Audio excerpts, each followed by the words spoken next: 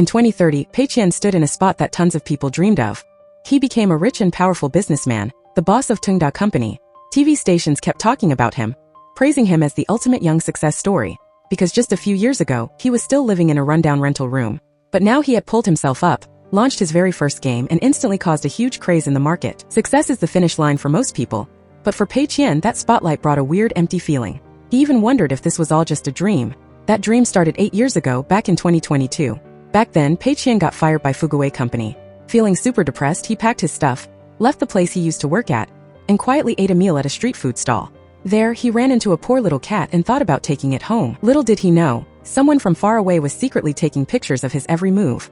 The guy behind all this was Sima, the chairman of Jinghong Group, who had had his eyes on Pei Qian for a while. The next morning, Pei Qian wandered from one company to another looking for a job, but kept getting rejected. When his future was looking super blurry, a black car suddenly pulled up right in front of him. Assistant Xian stepped out and said the chairman of Jinghong Group wanted to see him. Right after that, Pei Qian was taken straight to a private jet and met Sima for the first time. The chairman offered him to start a company with a super weird condition. If the project made a profit, Pei Qian would only get a base salary of 5,000. But if it lost money, however much it lost would become his bonus. Thinking this was completely crazy, Pei Qian immediately went to the cops. After checking things out, the police told him that everything Assistant Xian and Sima said was totally legit. They just saw it as a type of angel investing. As long as it wasn't illegal, it was fine. Once he knew it wasn't a scam, Pei Qian followed Assistant Xian back to that fancy jet. When he saw with his own eyes that Sima was pouring a massive amount of startup money into his hands, Pei Qian thought to himself that this job was way too easy. In his head, out of 10 projects, 9 would definitely lose money, and the last one would probably tank before it even started. A job this good was worth trying even without a base salary. Sima just smiled, thinking that sooner or later, he'd realize how important that base salary was. Reading the contract closely, Pei Qian couldn't help but wonder if this was just a weird hobby for rich people, or even a trap. But at that point, his resume was already ruined by Fuguwei. Big companies shut their doors on him. Taking a risk meant he'd have money for food with zero risk or penalty, so there was no reason to say no. After thinking it over, Pei Qian decided to make games. Hearing that, Sima wished him luck on losing his way to becoming a billionaire. Assistant Xian gave him the contract to sign, and let him know she would be transferred to his startup as his special assistant.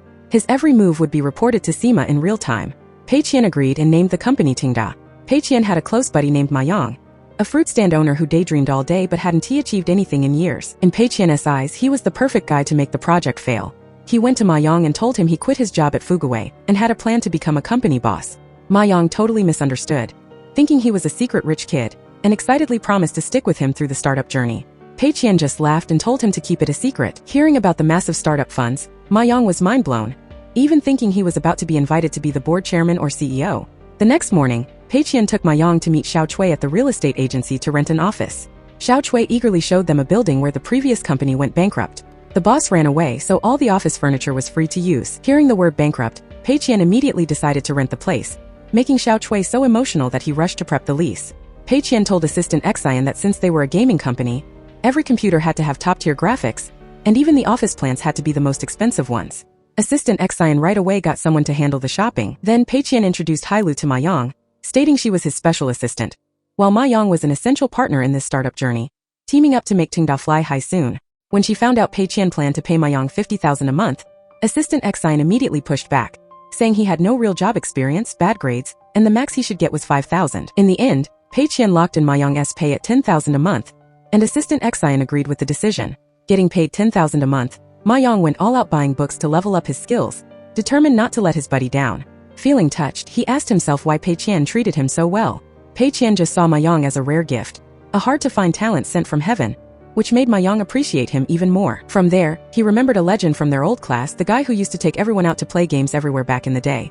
The name Bao Su suddenly popped into Pei Qian's head. Right after, Pei Qian and Ma Yang went to the internet cafe to find Bao Su.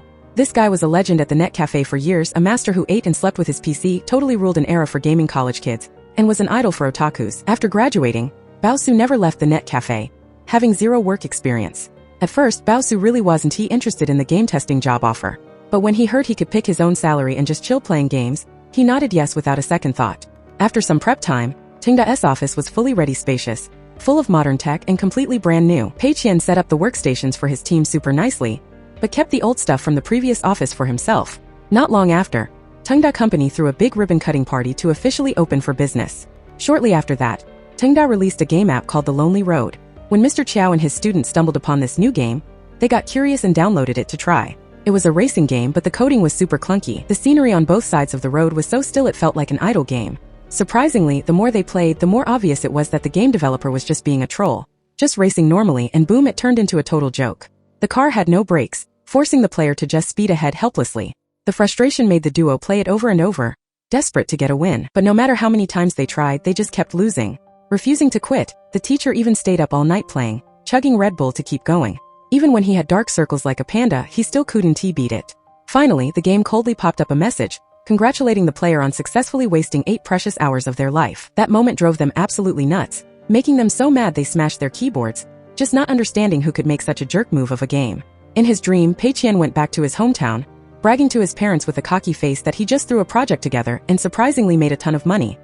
Hearing that, his parents were beyond thrilled. Right after, he called Ma Yang to announce that Tengda had gone bankrupt, promising to send him 10 times his severance pay. As soon as he said that, he laughed his head off in joy. Seeing their son so happy, his parents laughed along. Who knew it was all just a sweet dream in Pei Qian's head? When he woke up, he caught Ma Yang hardcore gaming on the lonely road, complaining out loud that it was all Mr. Yen's fault. Turns out yesterday Mr. Yen posted a video trashing the game, but unexpectedly it blew up. That video got over 520,000 likes, making Pei Qian feel like this was completely unbelievable. Meanwhile, Ma Yang angrily went online to look up which company made such a terrible game. When he found out it was Tengda, he froze, totally shocked that Pei Qian was the guy behind it. The truth was, earlier Pei Qian just randomly picked a scrap project to upload to the platform, hoping to make the company lose money fast. But ironically, the lonely road didn't bankrupt Tengda. Instead, the downloads skyrocketed day by day. The game became a huge topic for tons of internet influencers, and the more they talked about it, the hotter it got. Along with that came a massive wave of cash pouring into Tengda, throwing Pei Qian into a total panic. The game was clearly free, yet the profits were crazy high. Pei Qian wanted to pull the game down immediately, but assistant Xian reminded him of the contract terms. He couldn't take down a profitable product for no reason, and couldn't intentionally pull a release game. Plus, Sima was really looking forward to him using these profits to fund the next project, promising even bigger surprises down the road. Pei Qian had to face reality, telling himself he had to find a way to turn a profit into a loss next time no matter what. Right after, he decided to split the profits with Ma Yang and Bao Su, and also suggested hiring more people for the new project. Assistant Xian gave the green light to all of it. This made Bao Su and Ma Yang's jaws drop, unable to believe that they just joined the company and it felt like money was falling from the sky. They barely did anything and still cashed in. Coming back to the office and seeing Pei Qian hire twin sisters Wu Xi and Wu Shang who used to sell clothes to work as receptionists, with high pay and full benefits, Assistant Xian could only sigh in frustration. Even though she didn't agree, she couldn't change Pei Qian's mind once he put his foot down. A few days later, crowds of applicants showed up looking for jobs because rumors said Tengda paid great money for super easy work.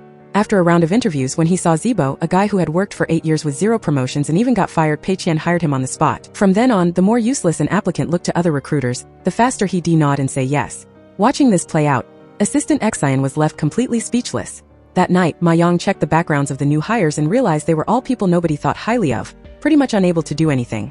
When he asked why, Pei Qian claimed they were all hidden talents crushed by other companies. According to him, running a business wasn't just about making money, but also about guiding lost youth, creating a fair and transparent playing field so those who were frustrated and stuck could have a chance to shine and contribute. Hearing that, Ma Yang totally agreed, praising Pei Qian as a guy with morals and a vision that went way beyond this universe. The next morning, all the new employees gathered in the office waiting for Pei Qian. Meanwhile, Ming Liang gossiped with Zibo that Boss Pei only hired housewives, coders, and clothes sellers. Some were colorblind, some had weak color vision, yet everyone got crazy high salaries. Ming Liang was totally convinced that Pei Qian was a rich kid who had no idea what hardship was, and that Tengda would collapse sooner or later. Hearing that, Zibo got super worried because he had to work really hard to land this job. When Pei Qian showed up, he immediately laid out a bunch of rules for the new employees. First, every week, employees had to use the company's gym and entertainment room for at least 4 hours.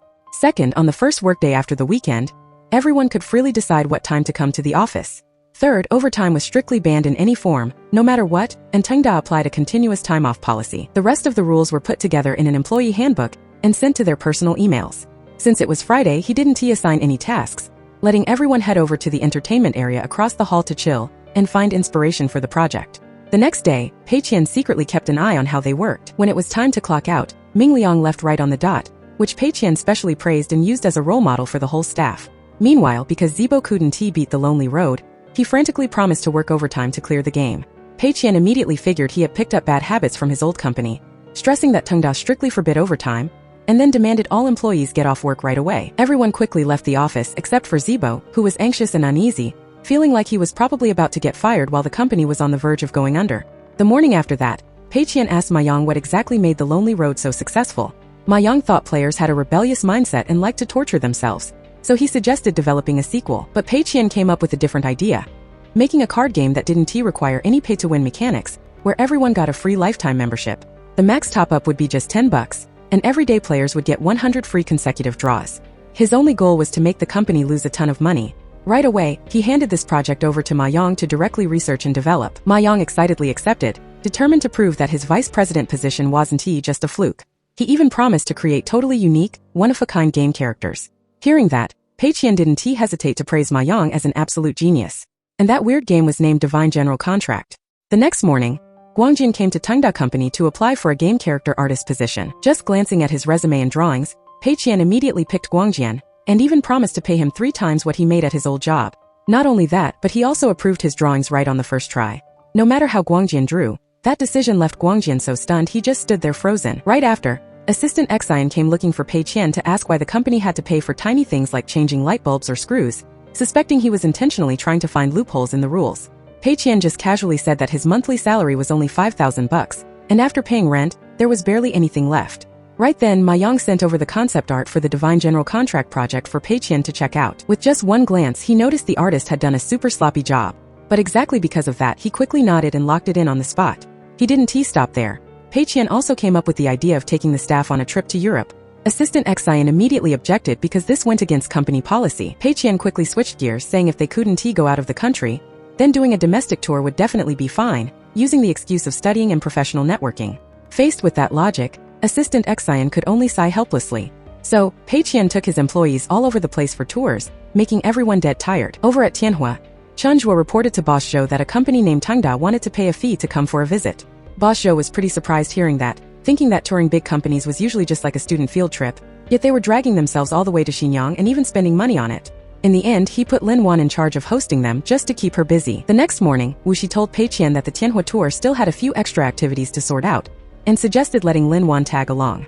Pei Qian agreed right away, even though Lin Wan seemed hesitant because she thought this was an internal Tungda event, and she shouldn't join. Wu Shi reassured her, considering her mission accomplished. When they arrived at the resort, all the employees were blown away by how fancy and beautiful the place was.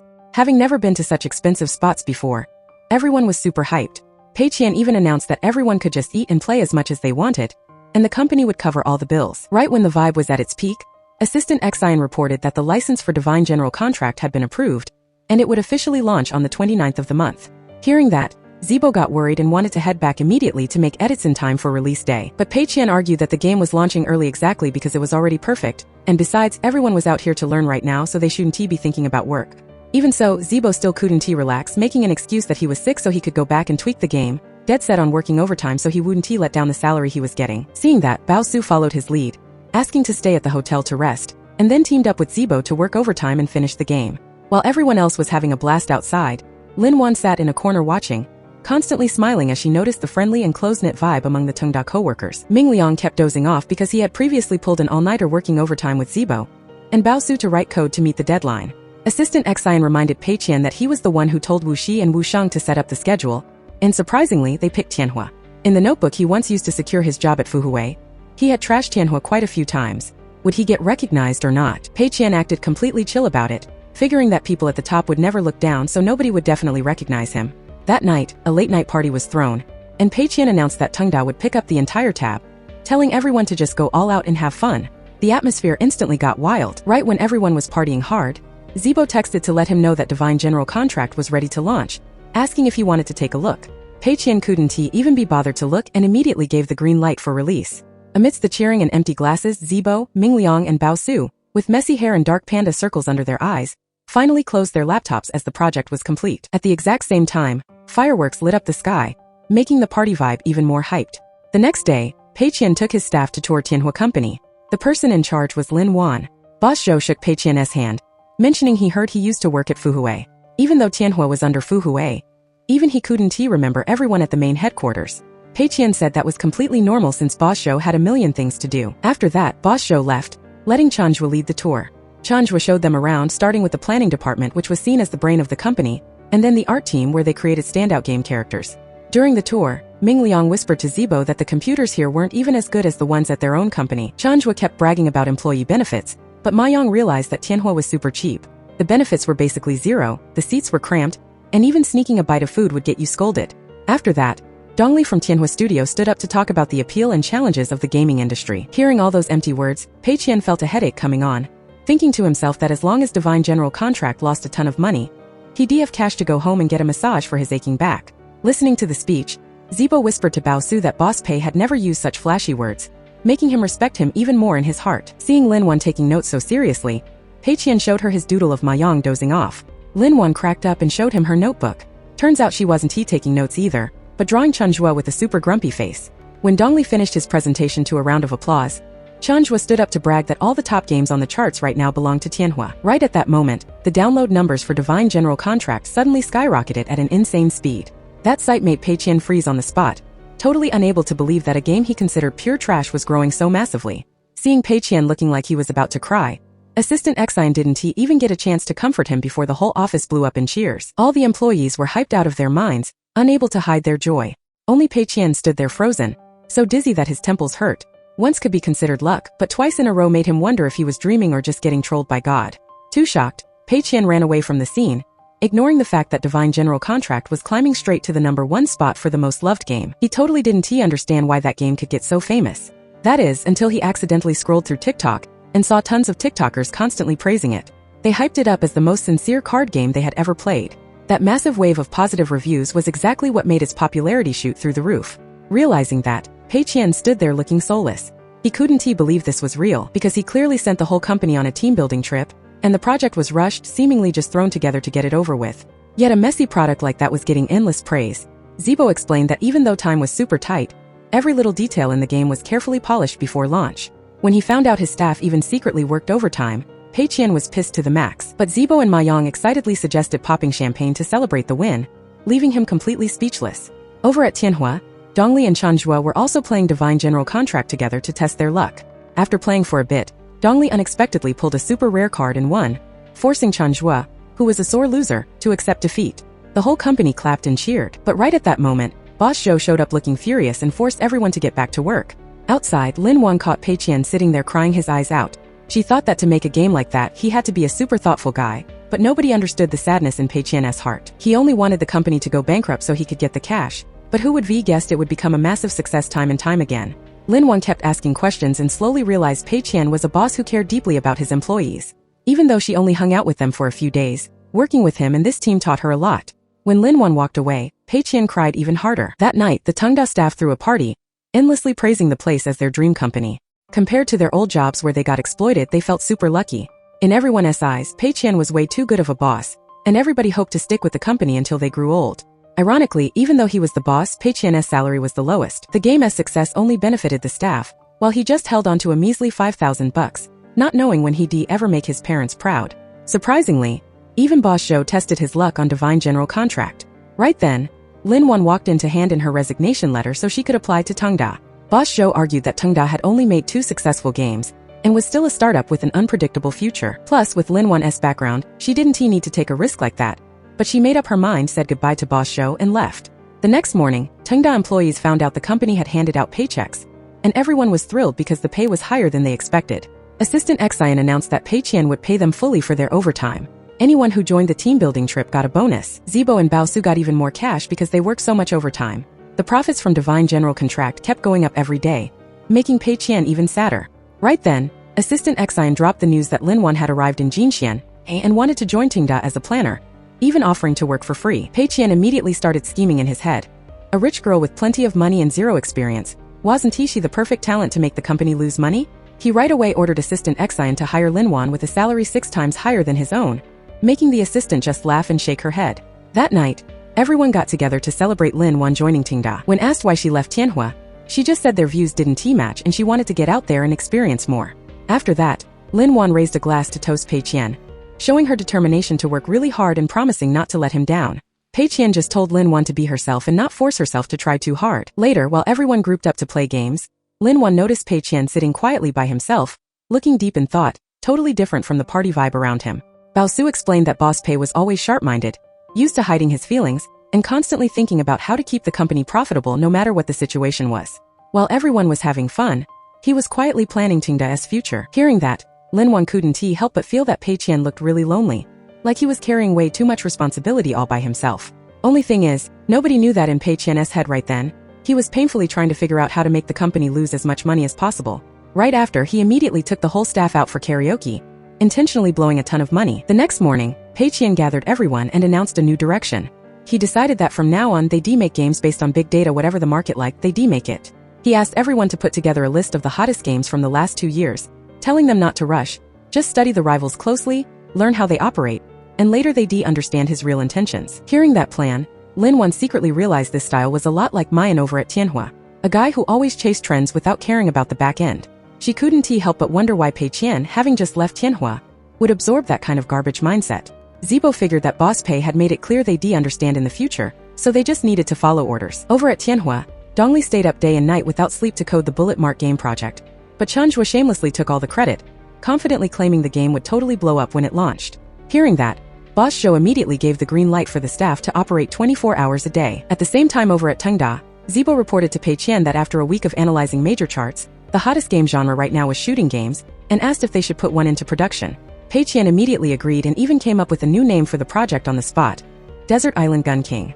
Even though the name sounded a bit cheesy, Zibo still endlessly praised his boss's naming skills. He also brought up that Tianhua was investing heavily into Bullet Mark, which had a similar setting, so if Tengda made this game at the same time, it'd be like going head-to-head with them. That made Pei Qian even more hyped, deciding not to dodge the competition, and even demanding that Desert Island Gun King be released on the exact same day as Bullet Mark. He announced he'd spend big to make a PC client game. When Zibo got worried about the tight schedule, Pei Qian just stressed that it didn't need to be perfect, it just needed to get done. He also remembered how Zibo used to sacrifice his personal time for the company, so he told him from now on, just get off work on time and remember to collect his full overtime pay. Those words made Zibo super emotional, and he immediately went back to work. After that, Zibo passed the word to the whole staff that the plan was approved. The game, officially named Desert Island Gun King, had to launch on the same day as Tianhua's Bullet Mark, but absolutely no overtime was allowed. Even though everyone thought the timeline was tough, Boss Pei still asked them to break out of their old mindset and value getting it done over making it perfect. Ma Yang simply thought that since the boss said so, they should just follow along. So the whole team quickly got back to their desks. The next morning, seeing that his employees weren't working overtime at all, and were just chilling and having fun, Pei Qian felt unspeakably happy inside. On the flip side, over at Tianhua, Boss Zhou was secretly thrilled seeing his staff working their butts off all night. Pei Qian just sat there watching the clock, and the second it was time, he immediately demanded everyone get off work, strictly forbidding them from staying late. Meanwhile, Tianhua's employees had to work late into the night, totally exhausted from getting ruthlessly exploited. Dongli worked so much overtime that he was on the verge of a mental breakdown, looking super pale, while the others kept complaining that if this kept up, they'd burn out sooner or later. After many days of working regular hours at Tengda, Zibo's team finally finished Desert Island Gun King. Pei Qian tested it out himself, played for a bit, and judged it as a good game in a super mediocre way. Zibo suggested inviting a bunch of gaming bloggers to promote it, but Pei Qian thought they only needed Blogger Yen since he pulled huge views before, and also made a positive video. Zibo agreed and went to invite him for a collab. He met up with Blogger Yen, thanked him for caring about Tengda games, and on behalf of Boss Pei, invited him to collaborate by introducing their upcoming game, Desert Island Gun King. He hoped the blogger would make an intro video. Blogger Yen said he made videos out of pure passion. If his previous videos caused any negative impact, he sincerely apologized. But the promo content this time made him feel insulted. Zibo quickly reassured him that Boss Pei was completely sincere. When he saw the 300,000 bucks payout, Blogger Yen agreed right away. On that exact day, Bullet Mark officially launched an FPS game with a special setting, aiming to beat 99% of games in the same genre. Its massive ad campaign made it the most talked about game of the day. Some people figured Tengda chose to launch on the same day, just to piggyback off the hype of Bullet Mark. But looking at the downloads and reviews, Desert Island Gun King was facing a really worrying outcome. Zibo got even more anxious because Pei Qian only hired Blogger Yen, while the rest were beauty creators and food reviewers, and he even paid Blogger Yen a crazy high ad fee. The promo script Boss Pei wrote was so cringy that Blogger Yen got slammed by the internet so hard he had to back out.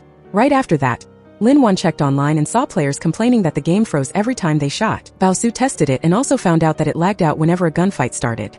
Ming Liang was super confused because the game was tested beforehand, so he had no idea where the problem came from. Seeing Pei Qian walk over, everyone immediately reported that the game had gotten tons of negative reviews and failed hard against Bullet Mark. Hearing that, he was secretly thrilled but tried to look depressed, quietly walking into his office, which left the whole staff anxious and uneasy. A little later, Pei Qian stepped out and announced he had told assistant Xian to book a restaurant to treat everyone since they had worked so hard lately. The whole room was instantly stunned, not understanding why the company would throw a party right after taking a huge loss. Everyone worried the boss was losing his mind. In contrast to the heavy vibe from taking all the criticism, Tengda's employees couldn't even swallow their food, while Pei Qian was the only one happily enjoying his steak. Thinking the boss was mentally affected, Zibo stepped up to take full responsibility, even suspecting that some saboteur made the game glitch. And that saboteur was actually Pei Qian, the guy who hired someone to mess up Desert Island Gun King. Right after, Pei Qian stood in front of the team, took the blame for forcing everyone to finish a big project in such a short time, letting down the team's hopes and hard work, and then bowed to apologize super formally. Everyone was confused and heartbroken, but when he announced that the project bonus would still be paid out in full like always, everyone was completely blown away, seeing him as the nicest boss in the world. The next morning, Zibo checked the game again and saw it was still lagging. He got annoyed seeing that Bao Su had switched to playing a puzzle game, so he begged Ming Liang not to give up on Desert Island Gun King. Zibo looked into the office, feeling that the boss must be super heartbroken and lonely. But in reality, inside, Pei Qian was laughing in delight because to him, losing money was the real stepping stone to success. Standing outside, Zibo told everyone that Boss Pei was a truly strong guy. Even though Desert Island Gun King failed, he didn't blame any employee and carried the whole burden by himself. Hearing that, Ming Liang said this was the only guy he had ever seen who knew how to apologize to his staff. Zibo then stressed that this was exactly why everyone had to try even harder, so they wouldn't let the boss down. Lin Wan was worried, thinking it was too hard this time. Even if they fixed the game, downloads would barely go up. After thinking for a bit, Zibo came up with a new idea. Once everyone heard it, they thought it could work, so they immediately got to work to save the game. Since Pei Qian didn't allow overtime, Lin Wan took Bao Su's group to her house to work. Seeing her super rich-looking house, everyone was shocked, not understanding why someone so rich would still work overtime. While the employees were grinding hard, Pei Qian was casually going house hunting, waiting for the company to lose money so he could afford a house. In his dream, he saw himself having enough cash to buy an apartment at Mingri Gardens and was crazy happy. A month later, walking into the company and seeing his employees looking drained, Pei Qian thought to himself that at first, he just wanted to find a bunch of scrubs to make the company lose money. He never expected them to be this serious. If the company lost money, all their hard work would go down the drain, but the responsibility would still fall on him. That was an irreconcilable conflict between him and Tengda. He put his hands together, apologized to everyone, and promised to make it up to them later. Right at that moment, fireworks shot up. The staff cheered, announcing that Desert Island Gun King had flipped the stats and completely surpassed Bullet Mark. This news hit Pei Qian like a lightning bolt. He stood dead silent, breathing heavily, not understanding what his staff did to make the game so successful. Even though he never wanted it, they still secretly worked overtime and made the game pull off an epic comeback.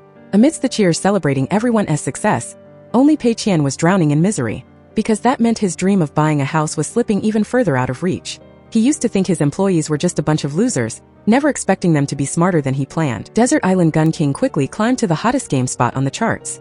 Downloads skyrocketed and players were hyped because of how fresh it was. It wasn't just shooting. There were also minigames that made the experience super fun. Back at the office while checking the game, Pei Qian wondered why there was a matching puzzle mode in the game. Lin Wan explained that it was Zibo's idea, and they never expected players to love it so much. Even blogger Yen reversed his review, pushing his video to the top 3 of the Guichu meme charts. Zibo thought it was Boss Pei who dropped the most important hint to break out of their old mindset. What mattered wasn't he being perfect but getting it done. Pei Qian angrily asked why they didn't tell him beforehand. Zibo replied that when the game had issues, the employees had to give it their all to find a fix, and they couldn't let the boss stress over it. Hearing that, Pei Qian was left speechless and quietly went back to his office feeling super heavy.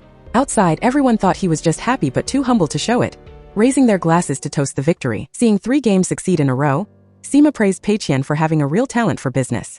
That compliment annoyed him so much he just wanted to scratch his face, bluntly declaring that he didn't care what the other guy was scheming, and would cancel the contract himself. Sima looked disappointed, saying he was just discussing with Hailu about bumping the ratio of Tengda's losses tied to his personal bonus from 1 part to 2 parts. If making games wasn't working out, he could try a different field.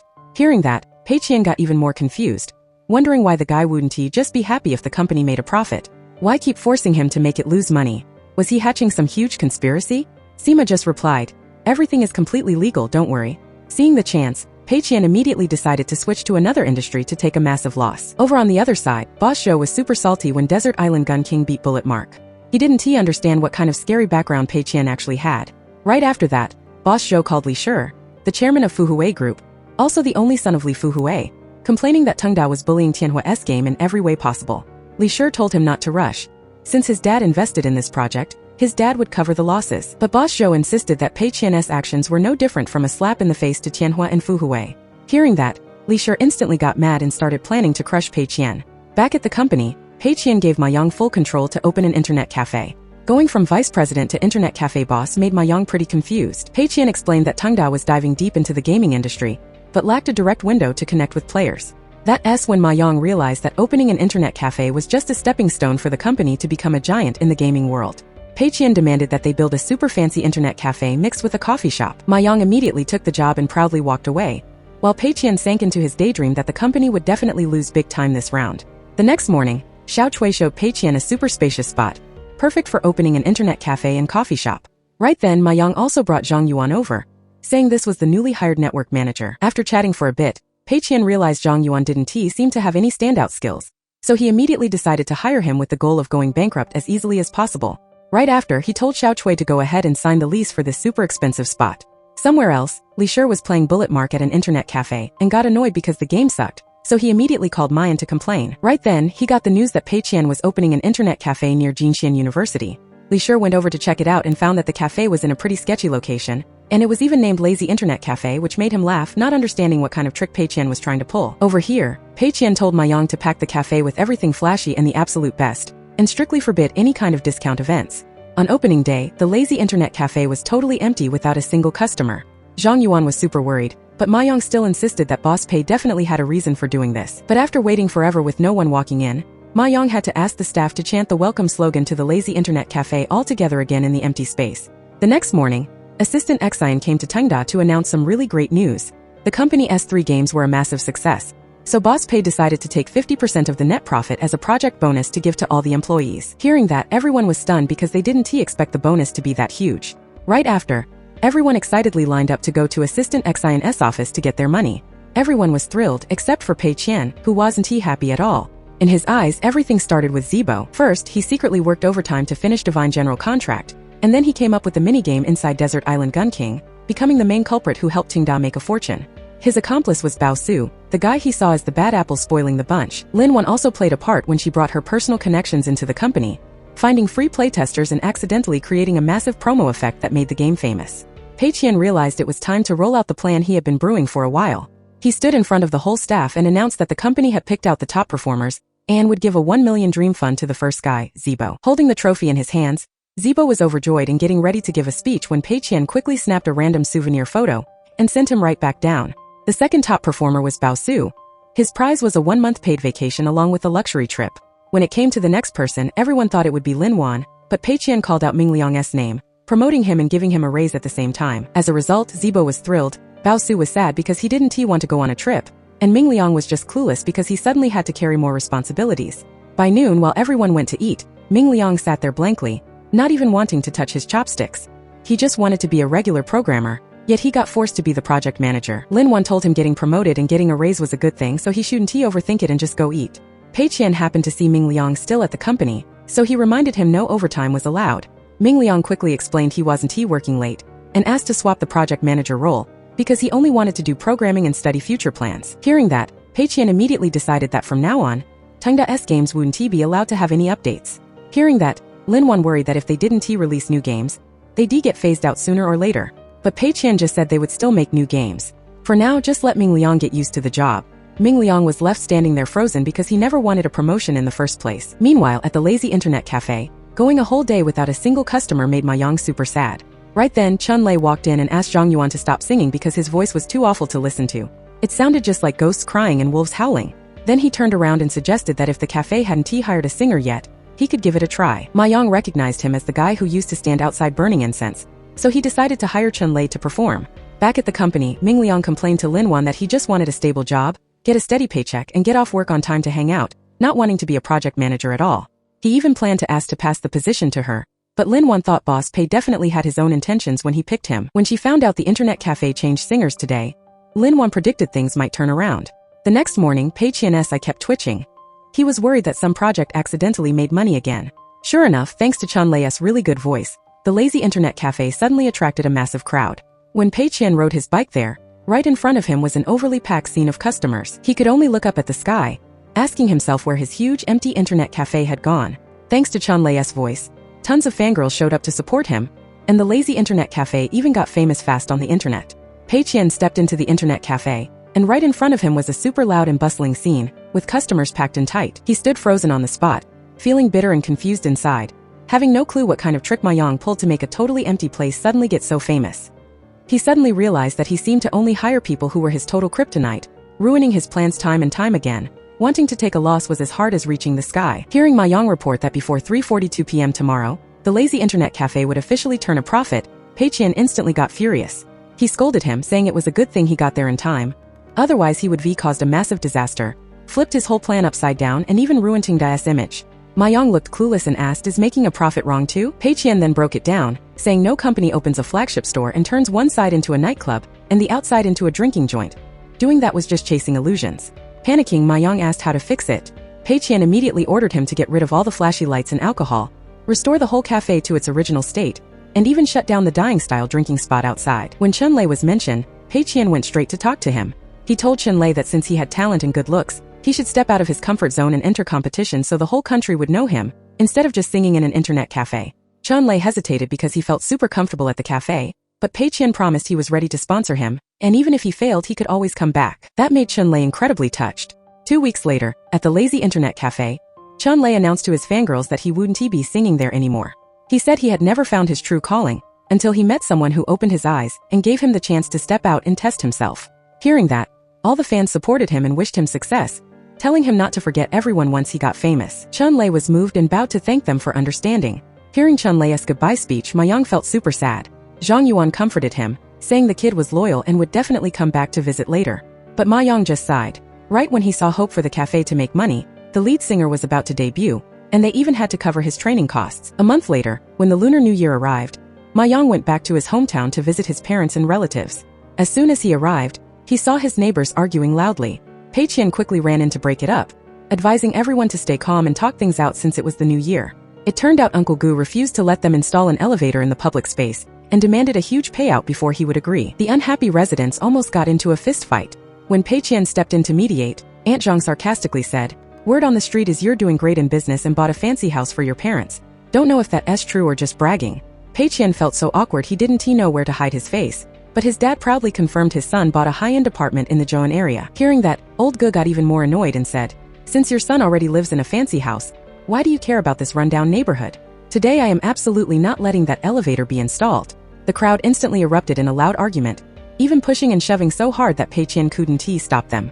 After that, they went home, and the whole family gathered around the dinner table. Pei Qian said he switched to a new job, and afraid he couldn't make time during the holidays, he came back early. He was currently working at Tingda. The boss was super generous, giving them time off until the 15th of the first lunar month. His dad was surprised because he usually came back right before New Year's Eve, but now he got off so early. Pei Qian just said it was because the boss was really nice. He gave a gift to his dad, but as soon as the tea bag was opened it burst apart, making his parents realize their son wasn't actually well off. Pei Qian had to explain that his projects were still waiting to wrap up, and after that, he would put down the deposit and take them to see the house.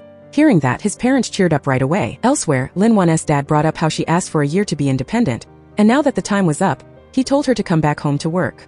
Lin Wan told her parents she had found a place where she could achieve her ideals, hoping they would support her so she could stay at Tingda. Even though it was just a startup and couldn't compared to Tianhuan's size, the boss there was someone with huge ideals. Her dad disagreed, thinking that if his daughter worked hard for someone else, doing random chores for a tiny salary, how could she prove her worth? Lin Wan replied that her year-end bonus was 6 figures.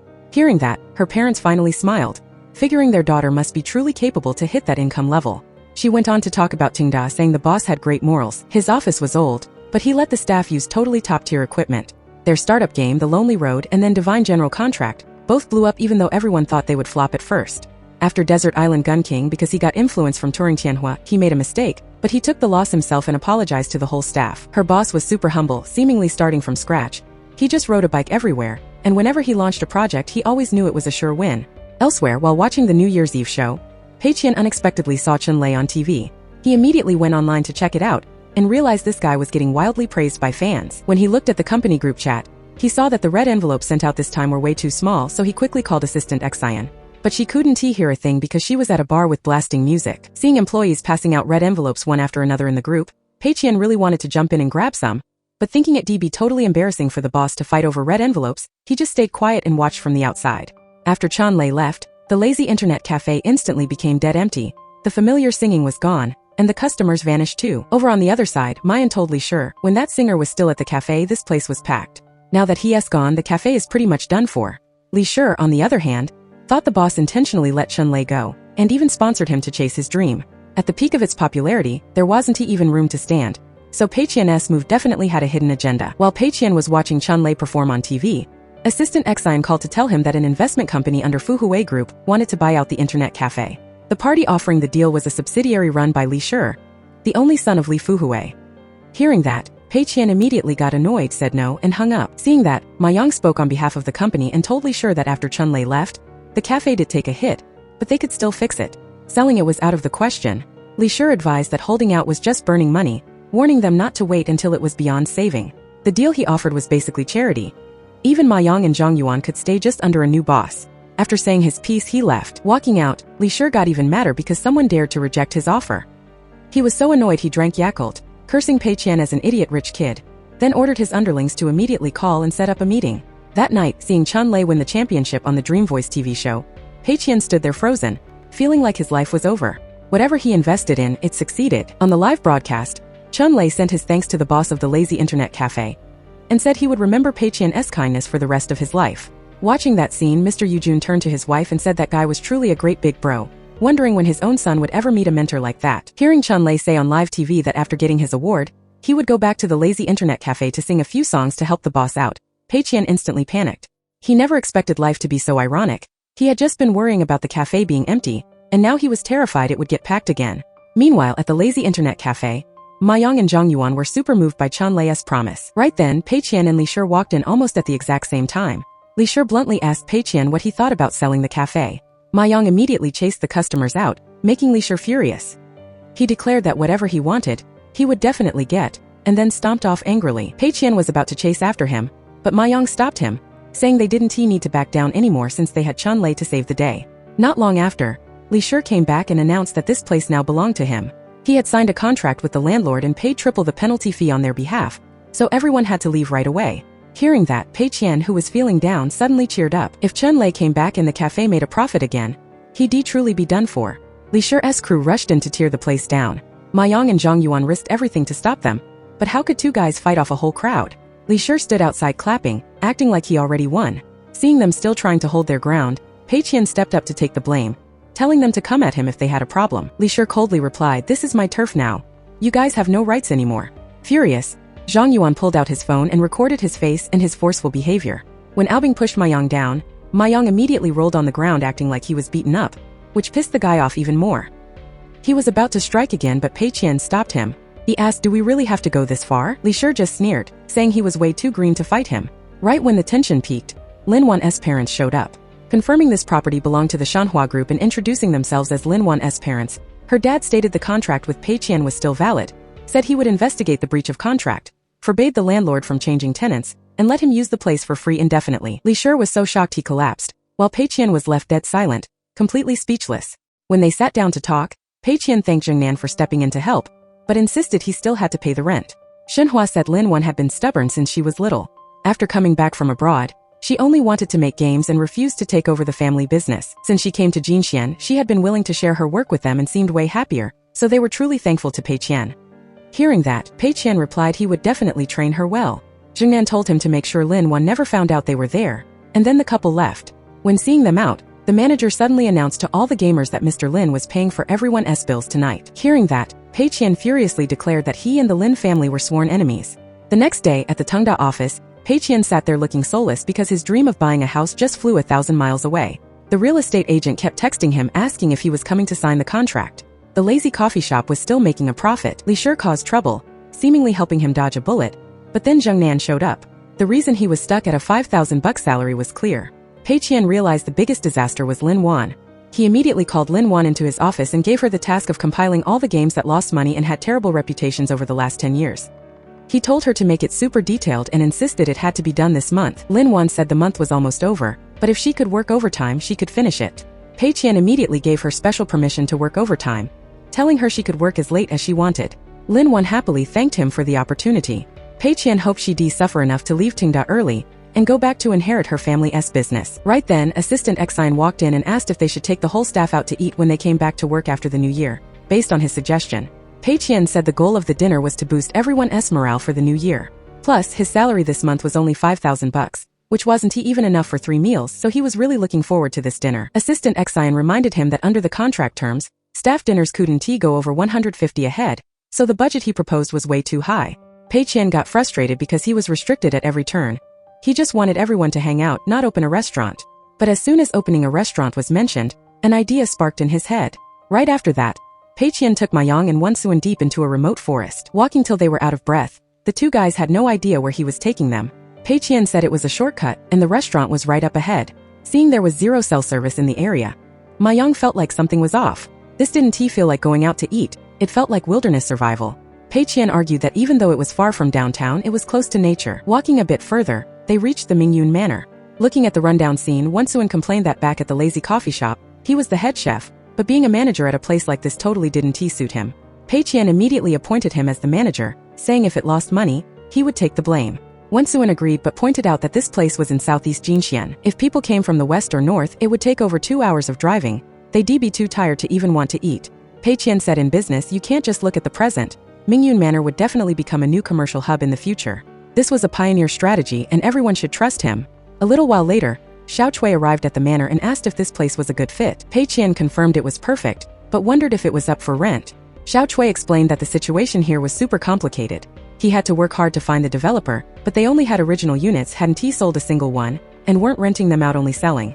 Hearing that, Pei Qian immediately decided they had no choice but to buy the place. That sentence left Xiao Chui, Ma Yang, and Wensuan totally stunned, having zero clue what he was planning. Right after, a cleaning crew was sent in to renovate the manor. Lin Wan also showed up, saw Pei Qian carrying a table, and said it was so hard to see the boss, wondering why he picked this place to open a restaurant. Pei Qian, panting from exhaustion, asked why she was there. Lin Wan said the list of failed games is done, and the digital copy has been emailed. Hearing that, Pei Qian told her to compile the failures from another 10 years back, and Lin Wan still agreed. A while later, Bao Su came back to the company from his trip with messy hair and sunburned skin. Looking at him, Pei Qian commented that the trip really toughened him up.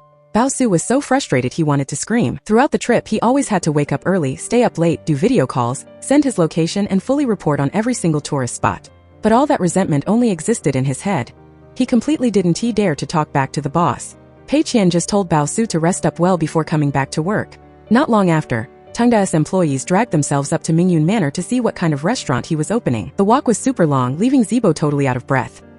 He blurted out that he didn't understand who would come to this middle-of-nowhere place just to eat.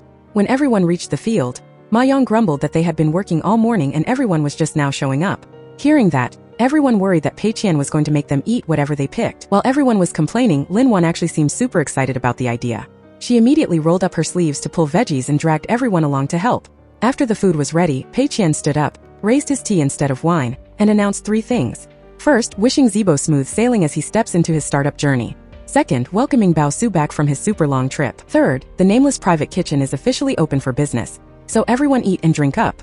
While Pei Qian was happily eating, the staff was so exhausted they didn't even want to touch their chopsticks.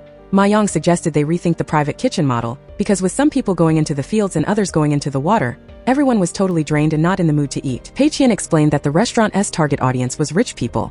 They don't lack good food, but they lack the experience of a simple rustic life, so you have to think from their perspective. After hearing his analysis, everyone felt it made sense. Then Pei Qian turned to Zibo and asked how his startup prep was going.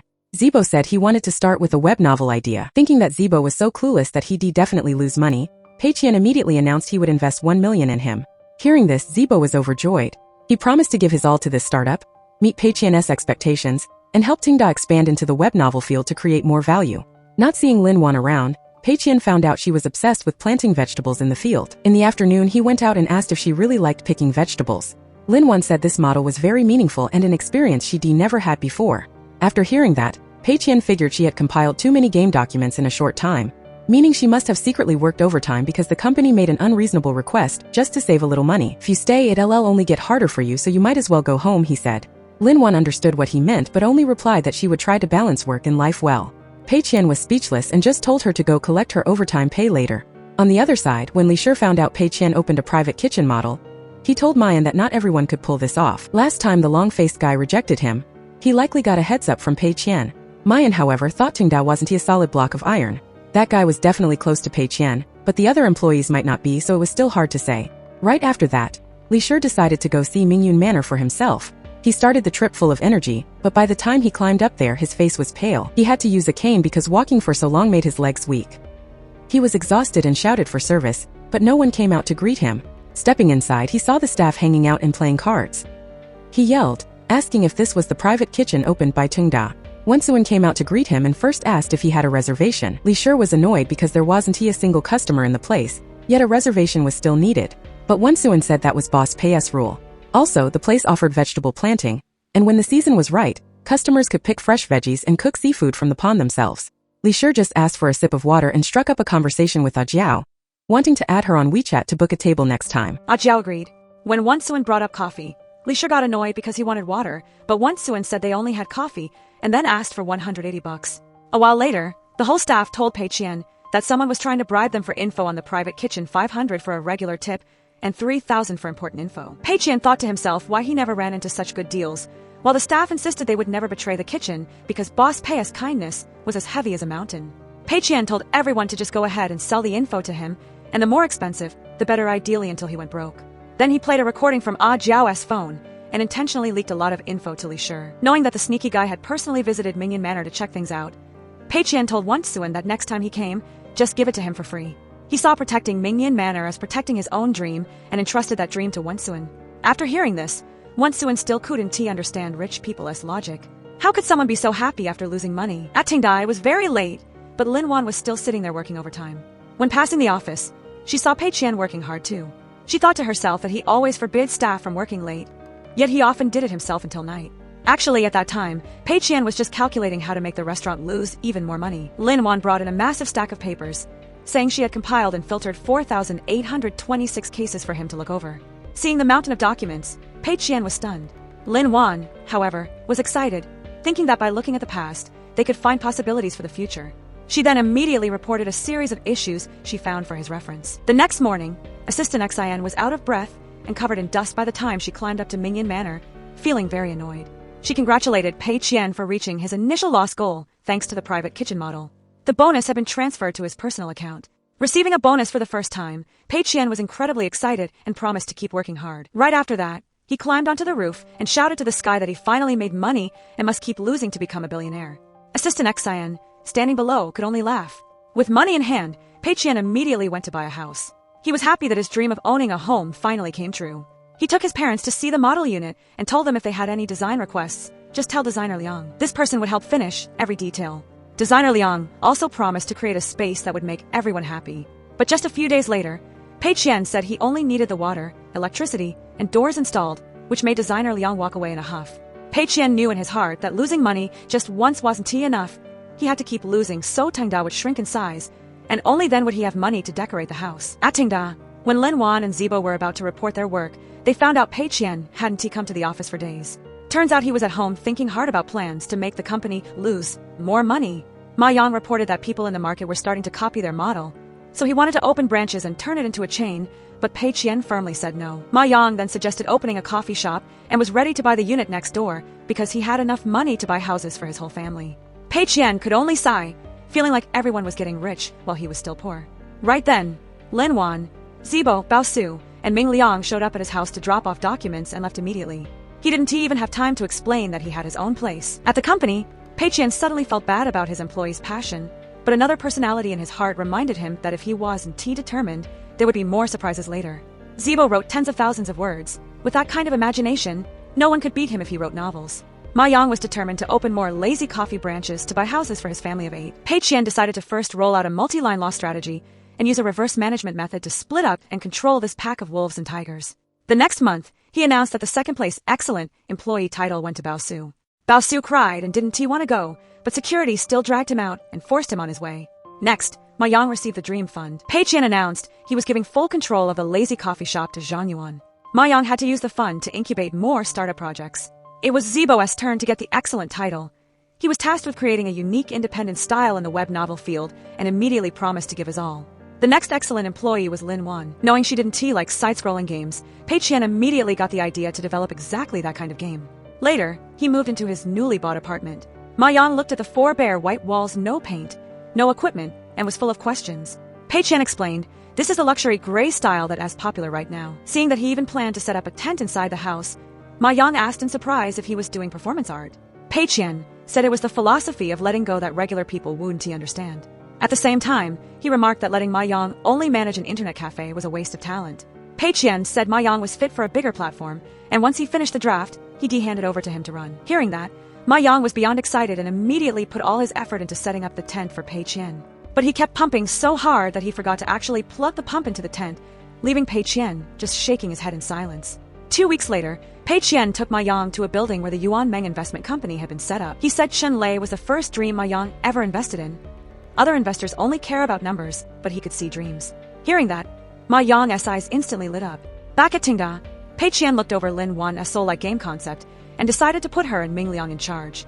He felt that even though Desert Island Gun King made a profit, the mindset of chasing the market was wrong. This time, they had to create their own core gameplay, even incorporating poetry into it. Lin Wan thought to herself that soul-like games were already hard enough, and adding poetry would make it impossible. Right after, Pei Qian went to find Wu Shi and Wu Sheng, the two who were always reading novels, to ask what kind of stories were the most addictive. They enthusiastically told him everything they knew, while he just listened thoughtfully before leaving. After work, Pei Qian told Wu Shi and Wu Sheng that since they help with research, they should go collect their overtime pay. When he saw the company next door go bankrupt and the employees packing up, he actually teared up out of jealousy, wondering when he would ever get to go bankrupt. An idea flashed in his head, and he immediately found assistant XIN to lease the office next door. After setting up the equipment, Pei Qian brought Zibo over and told him this was the workspace he had set up for him. When candidates came for interviews, he announced that the company would absolutely never abandon any author. He promised free food and housing, a labor contract with a base salary, and full social security and health benefits. Hearing this, everyone was super hyped because they had never seen a place with such great perks. Next, Pei Qian listed a bunch of benefits for working at Endpoint Web Novels, but required that the content match Tingda's values. He wanted to get rid of the power fantasy and overbearing CEO tropes, turning sweet romances into suffering romances and satisfying stories into frustrating stories. After saying his piece, he left, while Zibo stayed behind to tell everyone to look over the contracts and sign whenever they wanted. After that, a lot of foreigners also showed up to apply. Zibo immediately gave them a warm welcome and invited them to check out the contracts. Over on Ma Yang's side, he excitedly told Pei Qian that he had found a whole group of people with dreams in their hearts and asked him to help vet them. The first candidate was a chef who formally introduced his original creation, grilled cold noodles. After that, a bunch of people stepped onto the stage, each with weird and confusing creative ideas. Seeing all these useless projects, Pei Qian rejected them almost immediately without hesitation. Next, a guy named Shihua stepped up to perform martial arts, repeatedly hitting his own body with a stick. After his performance, he shared his dream of being famous, wanting people to know him as an actor. In his 5 years in the business, he had been in 408 movies and TV shows, but only as an extra. Still, he believed that one day he could play a lead role and become a global star, hoping the company would invest in him. Seeing Shihua yelling and acting like a monkey, Pei Qian sat there grinning ear to ear, while Ma Yang found it pretty interesting. Elsewhere, Zibo was explaining the selection criteria to the candidates at Endpoint Web Novels. For female-targeted stories, there absolutely could not be any handsome CEO characters. The male lead should be as timid as possible. As for male-targeted stories, the main character had to be mistreated from start to finish, never able to turn things around, and ruthlessly crushed by fate. Pei Qian sat alone in his new house, which still only had 4 bare walls, focusing on his plan. Right then, his parents called to ask how the renovation was going. He replied that he was at the new place and getting ready to start the work. His mom mentioned that today Uncle Go and Aunt Zhang came by again to mock them, saying he bought a house but wasn't he enjoying it, which made his dad's blood pressure spike. Mr. Yu Jun quickly reassured his son that he didn't care about those words and was still in good health, telling him to just focus on work. Hearing that, Pei Qian said he would finish the renovation quickly so they could move in soon. On the contrary, his parents told him to watch his health first and not to rush. After hanging up, Pei Qian sat in the temporary tent in the middle of his empty house, having a headache over how to lose money faster so he could afford to decorate. The next morning, he saw everyone gathered together playing games and having a blast, so he walked over to check on them. One guy casually said he'd let him play in a bit, but Ma Yang immediately introduced him as Boss Pei, making everyone jump up and bow. Ma Yang explained, "These are the new employees at Yuan Meng Venture Capital, they're all old classmates." Pei Qian noted that Ma Yang was really hitting his stride, but wondered why everyone was up so early just to game together. He called it an occupational hazard and gave everyone 5 game skins as a hiring bonus. When he saw a wound on Ishiu's forehead, he asked about it. She just said she accidentally fell. Pei Qian thought to himself that she was as unlucky as ever, and she would definitely be the one to make the company go bankrupt. He pulled Ma Yang aside and told him that Ishi was the guardian angel of Yuan Meng, reminding him to arrange a full physical checkup for her. Ma Yang agreed right away. Bao Su, who was traveling abroad, send a video reporting on his work. Pei Qian laughed at every part he watched. Right then, Lin Wan walked in to present a new idea. While players are fighting, they could use the skill wind-up time to recite a matching ancient poem before the move lands. Hearing the idea, Pei Qian was totally shocked. He didn't expect Lin Wan to be so smart. He even got worried, and a bit scared that she would make something that brought in massive profits, leaving him to suffer alone. Suddenly coming up with a new plan, he immediately set a requirement. Since it was a soul-like game, the difficulty had to be set to hell mode.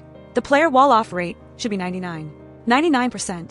He told her to pick the hardest difficulty she could think of, and he would handle the details himself.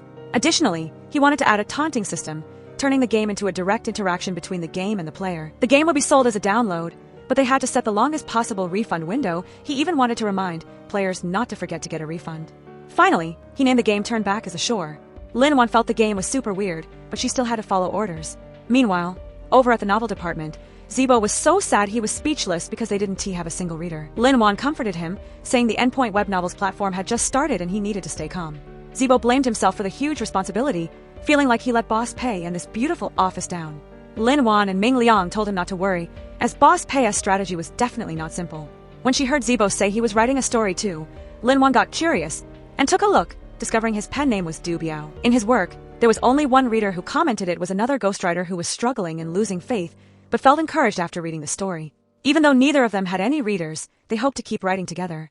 After reading it, Lin Wan suddenly understood that maybe Boss Pei wanted to help struggling writers at the bottom, and she came up with a new idea for the platform. At Yuan Meng Investment, Zhang Wang came to ask for investment for a project that combined vending machine culture with phone booths, creating a new type of automatic booth. After hearing him out, Pei Qian guessed this guy probably didn't even finish middle school. Still, he told Ma Yang to invest anyway, because taking risks is where the future is. He also told Zhang Wang to think more about what the booth needs, and they signed a deal to work together. He told Zhang Wang that if he has any other good projects in the future, he should bring them to Pei Qian first. Zhang Wang was super pumped. A little later, Pei Qian called Assistant Xian over. He said he noticed some employees were secretly working overtime, which meant they were under too much pressure. So, he suggested having a social event during work hours to help everyone relax and bond. Assistant Xian knew exactly what he was up to. The boss just wanted the employees to get busy falling in love so they wouldn't care about work anymore. Assistant Xian reminded him that, according to the rules, these events couldn't last more than one day. So, a big social night for the web novel authors and Tengda's staff officially kicked off. Pei Qian announced that the party was to help everyone find a partner. If they didn't they'd at least make friends. But if they did fall in love, Tengda would pay for the whole wedding. Wu Xi and Wu Sheng purposely set it up, so Pei Qian and Lin Wan were at the same table, which was super awkward for both of them. Pei Qian looked around and saw some people playing games, and others talking about work. No romantic vibe at all. Then he noticed that the area behind Lin Wan was decorated with flowers and balloons like a private date spot. Feeling totally embarrassed, he just chugged a whole bottle of beer. Seeing Ma Yang running around asking everyone for their WeChat, Pei Qian quickly said, "I gotta go stop him," and hurried away. Right then, a writer came up to Lin Wan and said he loved writing poetry since he was a kid and wanted to read her a poem about a beautiful woman that reminded him of her. Seeing this, Pei Qian rushed back, grabbed Lin Wan's hand, and pulled her away. The next morning, people crowded around to see the new phone booth, but as soon as they realized they had to scan a code and pay to enter, they all left.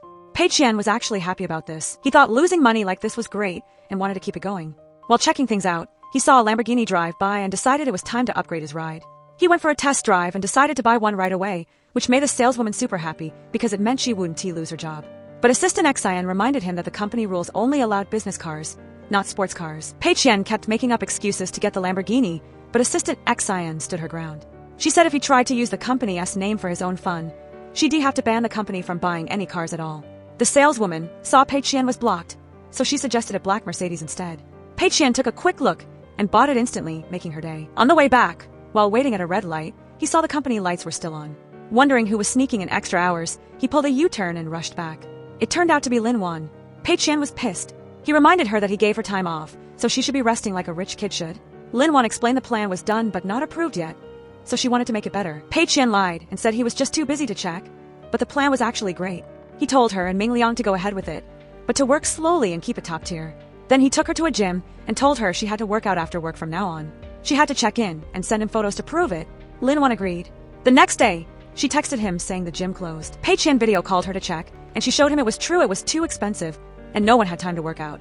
He told her to just go home and rest. Pei Qian had a new idea. He told Ma Yang that it was time to move up from being an angel investor to a heavenly investor. He started looking at swimming pools and gyms for rent. That's when he ran into the saleswoman from the car dealership again, but now she was handing out flyers. Seeing how shy she was, he knew she was the perfect person for his lose money plan. He asked why she quit, and DNMO said she only sold one car all year. He asked if she wanted a new job. Soon, DNMO was the manager of a gym Pei Qian just bought. Jiang Ling said many of their branches had closed, but Pei Qian insisted on buying this one. He even wanted to replace all the equipment with brand new stuff, even though the current machines were already the best in the business. On top of that, he wouldn't take old members, and even offered to pay their cancellation fees so they could go elsewhere.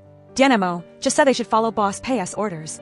Jiang Ling was worried that replacing everything would cost millions, and the pool was expensive to keep up even though nobody used it. She thought the sales team would be under a lot of pressure, which made DNMO sad since she hated sales. But then she announced that Boss Pei would pay them triple their old salary with no sales targets, making Jiang Ling incredibly happy. After the gym was open for a while, Jiang Ling noticed that everything Pei Qian ordered was the opposite of what customers wanted. DNMO thought maybe Boss Pei wanted to change the whole industry. Later, Pei Qian even hired super skinny trainers who couldn't even lift a heavy weight, which left Jiang Ling speechless. Meanwhile, Ma Yang went to Yuanmeng but found no staff there. Yisu said everyone was moved to the gym for the grand opening. Ma Yang asked if she could handle the work alone, and she nodded, though she secretly thought he was crazy. At the gym, the staff were just playing games and eating snacks, which annoyed Jiang Ling. She asked DNMO if they should go out and hand out flyers since they were opening soon. DNMO said Boss Pei told them to do nothing. Jiang Ling was worried the gym would close down. She thought even if they followed the boss's weird ideas, they still needed actual customers. Just then, Pei Qian walked in and named the gym Sloth Fitness. On opening day, the owner of Victory Fitness came by to talk trash. Pei Qian just told him to try and beat Sloth Fitness, and even helped hand out flyers for the competitor. Jiang Ling and DNMO had no idea what he was thinking. Because Sloth Fitness kept losing money, Pei Qian's plan was on a roll. When he saw Sibo looking sad because the web novel site wasn't growing, he told him to be patient. Sibo suggested hiring a smart-looking celebrity to represent them, even though it was expensive. Pei Qian said yes immediately and gave him an unlimited budget. They hired Liu Bajiao to do a photo shoot at the manor. During the shoot, Manager Mind said their artist usually only works with luxury brands, but they made an exception because the bookish image fit him so well. After the shoot, Zibo asked Baijiao if he had any books to recommend to help with the promotion. But Baijiao arrogantly said he'd read so many he couldn't even remember, then he just left with his crew. A while later, Baosu finished his trip abroad with a totally sunburnt face. The moment he landed, he was so happy he almost cried. He immediately asked Lin Wan and Ming Liang out for hot pot to celebrate being back. Ming Liang noticed that Baosu looked a lot tougher after the trip, even suggesting he could work as a trainer at Sloth Fitness. Baosu was confused and asked what that was. Lin Wan explained it was the new gym Boss Pei invested in. Hearing that, Baosu started complaining about how the boss made him travel everywhere and check in with reports every single day. On top of that, the signal abroad sucked, so he basically lost touch with everyone. He wanted to catch up on what he missed. Lin Wan told him the game turned back as the shore was about to release a demo, which shocked Baosu because the progress was so fast. The next day, the game officially entered the testing phase. The whole staff gathered around to watch Baosu play live. His gaming skills were usually top tier, but he got a game over almost instantly. Lin Wan explained that per Boss Pei's orders, the game had a voice control mode. To use a special move, you had to recite a specific ancient poem at the same time to trigger it. Baosu tried again. During a fight with a monster, he tried to recite a poem to attack, but he still failed. The monster actually opened its mouth and mocked him, saying he was all grown up but only knew a toddler-esque goose poem, and that a 3-year-old could do better. Lin Wan said this was the taunting system Boss Pei insisted on adding. Baosu was fuming but didn't dare say anything. He kept asking his coworkers for help with the poems to beat the game. Still, he kept losing, and the monster kept roasting him for being uneducated. Lin Wan said this level of difficulty was the standard for a Souls-like game. Baosu got even more frustrated and played like a madman but still failed. Finally, he declared he was quitting the game to go travel again because that's what he actually liked most. Right then, Zibo showed up like a hero. He recited a full poem perfectly, the special move triggered, and the monster was finally defeated. After that win, the whole office burst into cheers. They finally beat a level that seemed impossible. Thanks to Zibo's literary knowledge and Baosu's pro skills, the two of them started winning level after level. Seeing this, Lin Wan suggested they should put together a guidebook with 100 mandatory poems for players to memorize. Without it, she said, players wouldn't even stand a chance. Zibo was even more impressed, thinking Pei Qian was a true genius for planning this. He suggested letting Pei Qian try the game himself, assuming he'd be great at it. However, when Pei Qian actually tried it, he failed over and over. He could only admit that the game was indeed super hard. Seeing him struggle, Lin Wan reached out and put her hand on his to help him switch to an easier mode. That sudden, light touch made Pei Qian freeze for a second. Even with the difficulty lowered, he still lost. Finally, he ordered her to keep the difficulty exactly where it was, but max out the combat stats. He admitted he didn't expect Lin Wan to make such a great game. While the employees took turns testing the game, Zibo had to run around reciting poems for everyone to help them use their moves. Before long, every Tungda employee was memorizing poetry just to play Turn Back as a Shore. Over at the coast, Mayan told Li Shi that the entire Tungda staff was memorizing poems, and there was definitely a deeper meaning behind it. He also heard that the nameless private kitchen wasn't doing well lately, and that they'd opened a new novel site called Endpoint. Li Shi remarked that Pei Qian was a man with real vision, but it was a shame that people didn't recognize his greatness yet. He figured Pei Qian was still waiting for someone who truly understood him. Later, seeing Lin Wan still working late, Pei Qian told her that Mr. Chiao had tested the game and found some bugs to fix. Lin Wan praised him for being a good boss, but he denied it. He said his stubbornness was forcing her to stay late and even advised her to go back to her family's company where she could grow more easily. Lin Wan replied that her parents were even smarter than her and she would explain her ideas to them. She was sure they'd understand, and she'd also tell them exactly why she chose to stay at Tungda. Hearing that, Pei Qian was totally speechless. The next morning, Mr. Chiao called Pei Qian. He reminded him that he'd previously said only a few pieces of gear were good enough to make up for the weak equipment, but now those effective items were all blocked. Pei Qian calmly explained that he'd cranked up the difficulty for the later parts, so the beginning would naturally feel easier. Plus, he added a bunch of proverbs to the audio, so players would have to think about them. Mr. Chiao was speechless, but had to agree, since Pei Qian was the one paying. Later, Ma Yang complained gloomily that nobody was looking at the phone booths and Sloth Fitness wasn't doing any better. He asked if they should just quit. Pei Qian just said profits didn't matter, what mattered was having a dream. Zibo also came to apologize, saying the cost of hiring Bai Jiao as a spokesperson was huge and still hadn't brought any success. He feared he'd let the boss down. But Pei Qian insisted he wasn't disappointed at all, saying the money was well spent. Seeing Pei Qian in such a good mood, Lin Wan curiously asked him about it. He immediately faked a worried face and said he was under a ton of pressure because of Endpoint, Yuan Meng, and the launch of Turn Back as a Shore.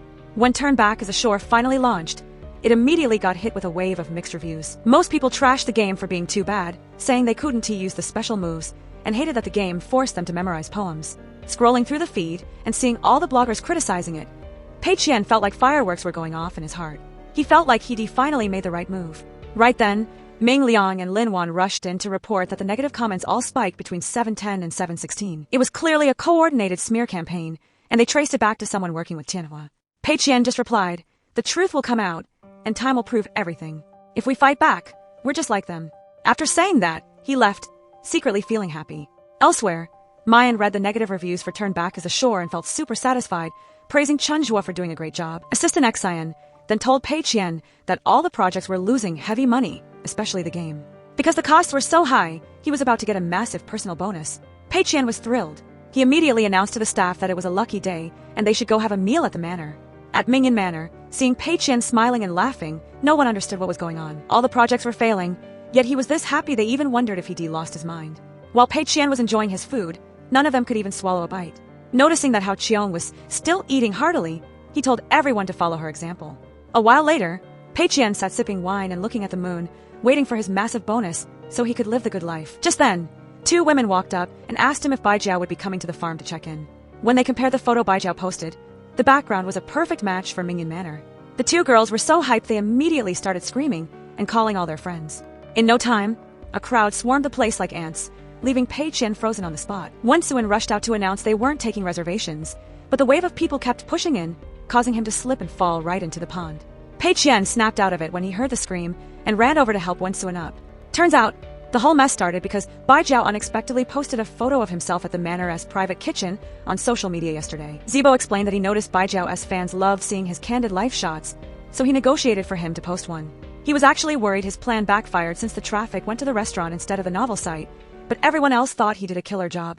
Min Liang checked the comments and found out people had stayed up all night to track down the manor's location. Lin Wan finally realized why Pei Qian wasn't discouraged. He had seen this coming all along. Zibo vowed to keep pushing the website and went back to work, while Lin Wan kept grinding on Turn Back as a Shore. Seeing everyone so busy, Ma Yang called Zhang Wang, determined to step up his game so he wouldn't lose to the restaurant. On the flip side, Li Shi heard about Pei Qian using Bai Jiao for promotion and had a total epiphany. He thought Pei Qian was a marketing genius who knew exactly how to integrate resources. In his eyes, Pei Qian was a top-tier pro, and he couldn't even guess how high Pei Qian's level really was. Contradicting those thoughts, Pei Qian was absolutely miserable watching the non-stop crowds. He sat in a corner with his cane and ordered a ban on fans taking photos with Bai Jiao's painting, hoping they'd get annoyed and never come back. Seeing him so grumpy, Wensuin just cautiously brought him a glass of wine and quietly walked away. Soon, another group of fans arrived, with Li Shi hiding among them, but Pei Qian spotted him instantly. He asked bluntly if Li Shi was there to spy. Li Shi admitted he just came to learn after seeing Pei Qian flip the script so perfectly. Pei Qian claimed it was all just luck, but Li Shi didn't believe him for a second, thinking he was just being humble. Pei Qian handed Li Shi his cane and said if he wanted to copy the business model, they should be friends first, and he promised to show up for Li Shi's opening day. Li Shi agreed immediately. Back at the office, Pei Qian muttered to himself that a guy like Bai Jiao wasn't going to ruin his plans. He still had the novel site, the investment wing, and the game. Ma Yang reported that a new private kitchen had opened in the city, copying their model. Pei Qian guessed it was Li Shi and called to congratulate him. Ma Yang was shocked they were even talking. Pei Qian just said it was obvious Li Shi would follow suit. He then told everyone they were going to Minfu. Ma Yang dragged the whole Tingda crew there, and everyone was dressed like mobsters. They looked like they were ready for a gang war. Ma Yang started yelling for Li Shi to come out and face them for copying Mingyan Manor.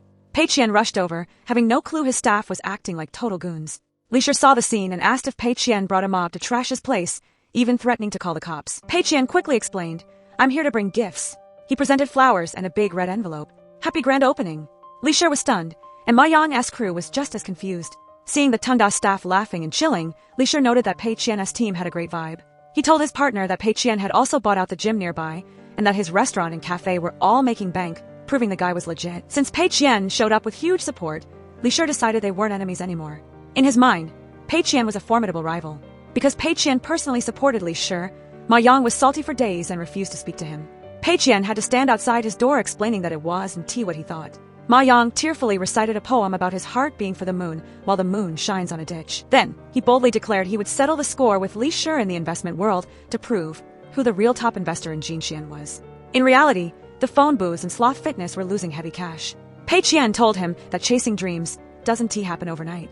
Ma Yang cried, promising that one day their dreams would bloom. Just then, the news reported that the shared phone booths in Jinxian were a massive hit among young people and had become a viral landmark. Seeing the massive crowds, Pei Qian was speechless. The project he meant to fail was now a gold mine.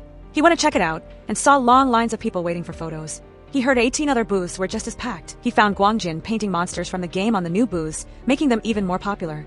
Pei Qian angrily asked why. Guangjin explained that since the boss used Baijiao for the restaurant, he wanted to link the booths to the game. He told a story about a girl working late who couldn't catch a ride in a storm. She took shelter in a booth and found it had everything she needed, even a birthday cake, and it really was her birthday. The booths became known as urban tree holes, places that soothe the soul. Pei Qian was so mad he was about to burst. He crawled into a booth to vent, punching and kicking a training dummy because his cursed staff had ruined his plans again. Outside, Zhang Wang and Ma Yang started yelling, "If you want to vent your stress, get a free pass at Sloth Fitness." The crowd immediately swarmed them for tickets, leaving Pei Qian even more soul-crushed. He told himself that at least the gym was still losing money, but when he got there, it was packed. However, nobody was working out. They were all hanging out, playing mahjong, and drinking tea. Pei Qian angrily called for GNMO and Jiang Ling. The two of them told him to keep it down, because everyone was still sleeping. He was at a loss for words and almost collapsed, feeling like fate was just messing with him. Trying to lose money was somehow harder than winning the lottery. He screamed at Ma Yang, Zhang Wang, and GNMO, asking how things got this way. Ma Yang explained that the phone booths and Sloth Fitness were doing poorly before, but after Bai Jiao gave them the hint, he talked to GNMO about linking the two models together. Pei Qian asked why Sloth Fitness was famous too. GNMO calmly said it was all thanks to Boss Pei's genius plan. They didn't get it before, but now they did. People come home tired and don't want a heavy workout. Sloth Fitness helps them de-stress and relax, which is what they actually need. Hearing the new reports, Pei Qian got furious. He only had one thought. Ma Yang had pulled another crazy stunt to ruin his plan to lose money. He yelled, asking why the company had opened 18 phone booths without anyone telling him. Zhang Wang calmly explained that the booths are now a franchise, with partners joining in, so they expanded super fast. That answer made Pei Qian even more confused. He had no idea where these partners came from. At the same time, Pei Qian called for a meeting with Li Shi. When they met, Li Shi expressed his thanks, saying that because Pei Qian helped him with Starbird Fitness, he decided to invest a little in the phone booth project. Only then did Pei Qian realize Starbird Fitness belonged to Li Shi. Instead, Li Shi emotionally grabbed his hand, saying he never saw him as an enemy. He said he would remember this kindness forever and would always stay on his side. Pei Qian just said he didn't work for rewards, but in Li Shi's eyes, that was just noble humility. He excitedly said he had spread the word about the booths and the gym, and dozens of investors from other cities were asking to join the franchise. Hearing this, Pei Qian almost lost his mind, screaming that he never thought about making money. If he made any, it was just a fluke or bad luck. Li Shi was stunned, even more convinced that Pei Qian was half lying to stay cautious. To him, the two should partner up big time to rule the market. Pei Qian eats the meat, and he'll just take the scraps. Pei Qian could only sigh because no one understood his pain of failing to go bankrupt. Back at the Endpoint web novel site, Pei Qian rushed in, ready to grab Zibo. He couldn't catch him, so he circled behind and asked if anything weird was happening. When he saw the massive losses, he finally let out a rare smile. But right after that, Zibo reported that a novel called The CEO's Secret Crush was ranked second, bringing in profit and new readers. Hearing this, Pei Qian's face changed instantly, and he demanded the story be taken down. Before he could even calm down, he found out that the story Zibo wrote based on Turnback is ashore was at the top spot. Pei Qian almost slapped him, but Zibo thought he wanted to do a high five. He happily explained it was Lin Wan's idea. At first, no one read it, but then it blew up, and the novel followed. When even the game became a hit, Pei Qian's spirit completely broke. He ran away like a frantic duck out of water. To make matters worse, Lin Wan organized a poetry contest related to the game. Uncle Qian Liang recited poems while Ming Liang played, and Aunt Ming he read for Lin Wan. Both sides took turns, making the atmosphere both busy and weird. After a while, Aunt Ming he won as the crowd cheered. A while later, a special report appeared on the local news. Lately, a poetry craze from Turnback is the shore was hitting parks and neighborhoods in Jinxian. This was the first time the city held an event like this, and the hype supposedly came from the game of the same name. By mixing ancient poems with unique gameplay, the game got famous fast and was even praised for promoting traditional culture. Seeing the videos spread everywhere, Pei Qian screamed for an emergency meeting. He stood in the middle of the room, looking dazed. All the projects meant to lose money were suddenly making a profit. Lin Wan explained that he was the one who told her to increase the ad budget and spend big, so she held a lucky draw in Jinxian. Guang Jian also worked hard to draw the original art perfectly this time. Guang Jian stepped in to apologize. He said he used to draw the card game sloppily because he thought the boss was a bad guy. But Pei Qian approved it and paid him well, so this time he gave it his all. Hearing this, Pei Qian got even angrier. He almost cried, saying he made the game super hard, mixed in poems, and added mockery, yet people still played it. He turned his back, shaking, but everyone thought he was just moved to tears, so they laughed along. In his heart, Pei Qian was in total despair. He hired a bunch of cursed staff who turned every loss into a win. Seeing everyone online praising the game, he wanted to smash his phone, but then he realized he'd have to spend money on a new one, so he held back. Just then, Lin Wan walked up and asked, "Why are you standing alone looking so happy?" Pei Qian sighed and said he was like her parents. He hoped she'd go back to Pioneer Group and stop working on the game because it had no future. Hearing that, Lin Wan asked if her parents had come to see him. She thought he was worried she'd worked too hard, but she wasn't that fragile. She even planned to make an English version for a global release. Pei Qian quickly tried to stop her, telling her to take time for herself and begging her to go home. Lin Wan just replied that she'd visit home in a few days and ask her family for more good ideas for the game. Back at his tent, he complained that he was getting closer to the edge of bankruptcy. When Ma Yang called him for a party, he hung up, but he ended up showing up anyway because he didn't have enough money for a fancy meal anymore. Sitting next to him, Ma Yang happily said the new plan he wrote with Zhang Wang wasn't approved by Assistant Xian yet, and he asked for help. He said if things stayed like this, the 20 million that just hit the account would have nowhere to be spent. Hearing that, Pei Qian grabbed Ma Yang's collar and asked why the money didn't go straight to his own card. Ma Yang explained a gym owner liked the sloth model and paid 20 million for a franchise. Everyone suggested taking a success photo. Everyone smiled brightly, except for Pei Qian, who looked soul-crushed. As for the owner who invested 20 million, it was Li Shi. He toasted to a portrait of Pei Qian, praying that as long as Pei Qian eats the meat, he can just have a soup, as long as they both make a profit. Right after that, Li Shi personally went to Mingyan Manor to find Pei Qian. As soon as they met, Pei Qian bluntly told him not to buy him dinner next time, just wire the money directly. Li Shi laughed and said he had invited Pei Qian to Min Fu many times but was always turned down, so today he decided to just show up at the nameless kitchen himself. He even caught a fish with his own hands. Pei Qian sighed and complained that he had just taken a massive hit in life and hit rock bottom. He worried he wouldn't last more than a few months and might even have to cut his house payments. Hearing that, Li Shi comforted him, saying that having cash flow issues in business is totally normal. He casually mentioned that the 20 million franchise fee for Sloth Gym should have hit the account by now, hoping it would help Pei Qian out. That's when Pei Qian realized the 20 million was from Li Shi. He was instantly furious, not understanding why the money went to the company account instead of his personal bank account. Li Shi curiously asked if Pei Qian could leak his next investment plan. Pei Qian said Jinxian was still missing a certain project, the kind that looks like a disaster but would be enough to save his life while blowing through Li Shi's 20 million. Ordinary projects couldn't save him anymore. Now, he needed a Hail Mary project. The bigger the project, the better. The more investment, the better. After hearing that, Li Shi thought for a second and said he might have an idea. Right after, Pei Qian got the idea to build a luxury apartment complex in a remote area. When he went to check it out, he saw the shell of a building was totally isolated with no one around. So he bought the whole building on the spot, which completely shocked Xiao Chui. Next, he gave the project to designer Liang, saying the unit at Jiayuan was personal, but the Tanda units were for the family. Hearing that, Designer Liang realized this was a super rich client and promised not to let him down. Pei Qian demanded that all the furniture be the most luxurious kind and that every appliance must use the latest high-end tech. Hearing that, Designer Liang cautiously mentioned that the costs would be massive. Pei Qian told him not to worry and to just go ahead and spend big. This time, he didn't want the best. He just wanted the most expensive. With Tengda backing the project, the pay would never be late. However, he made a super weird request. No wallpaper, no flooring, and no paint. The walls and floors had to stay as raw concrete to follow a minimalist industrial style. He even strictly banned tenants from fixing up the place themselves, forcing them to keep the original look. He named the project Bare Walls. As he saw Designer Liang out, Pei Qian emphasized that he should spend money freely because Tengda was backing him and he absolutely shouldn't save a dime. Just then, Lin Wan walked in and said that now that Turn Back as a Shore was doing well, she had a draft for a new game called Mountain Sea Gods and asked him to check it out. Pei Qian immediately shut his laptop and told her there was no rush. He suggested she should go rest at Sloth Gym more.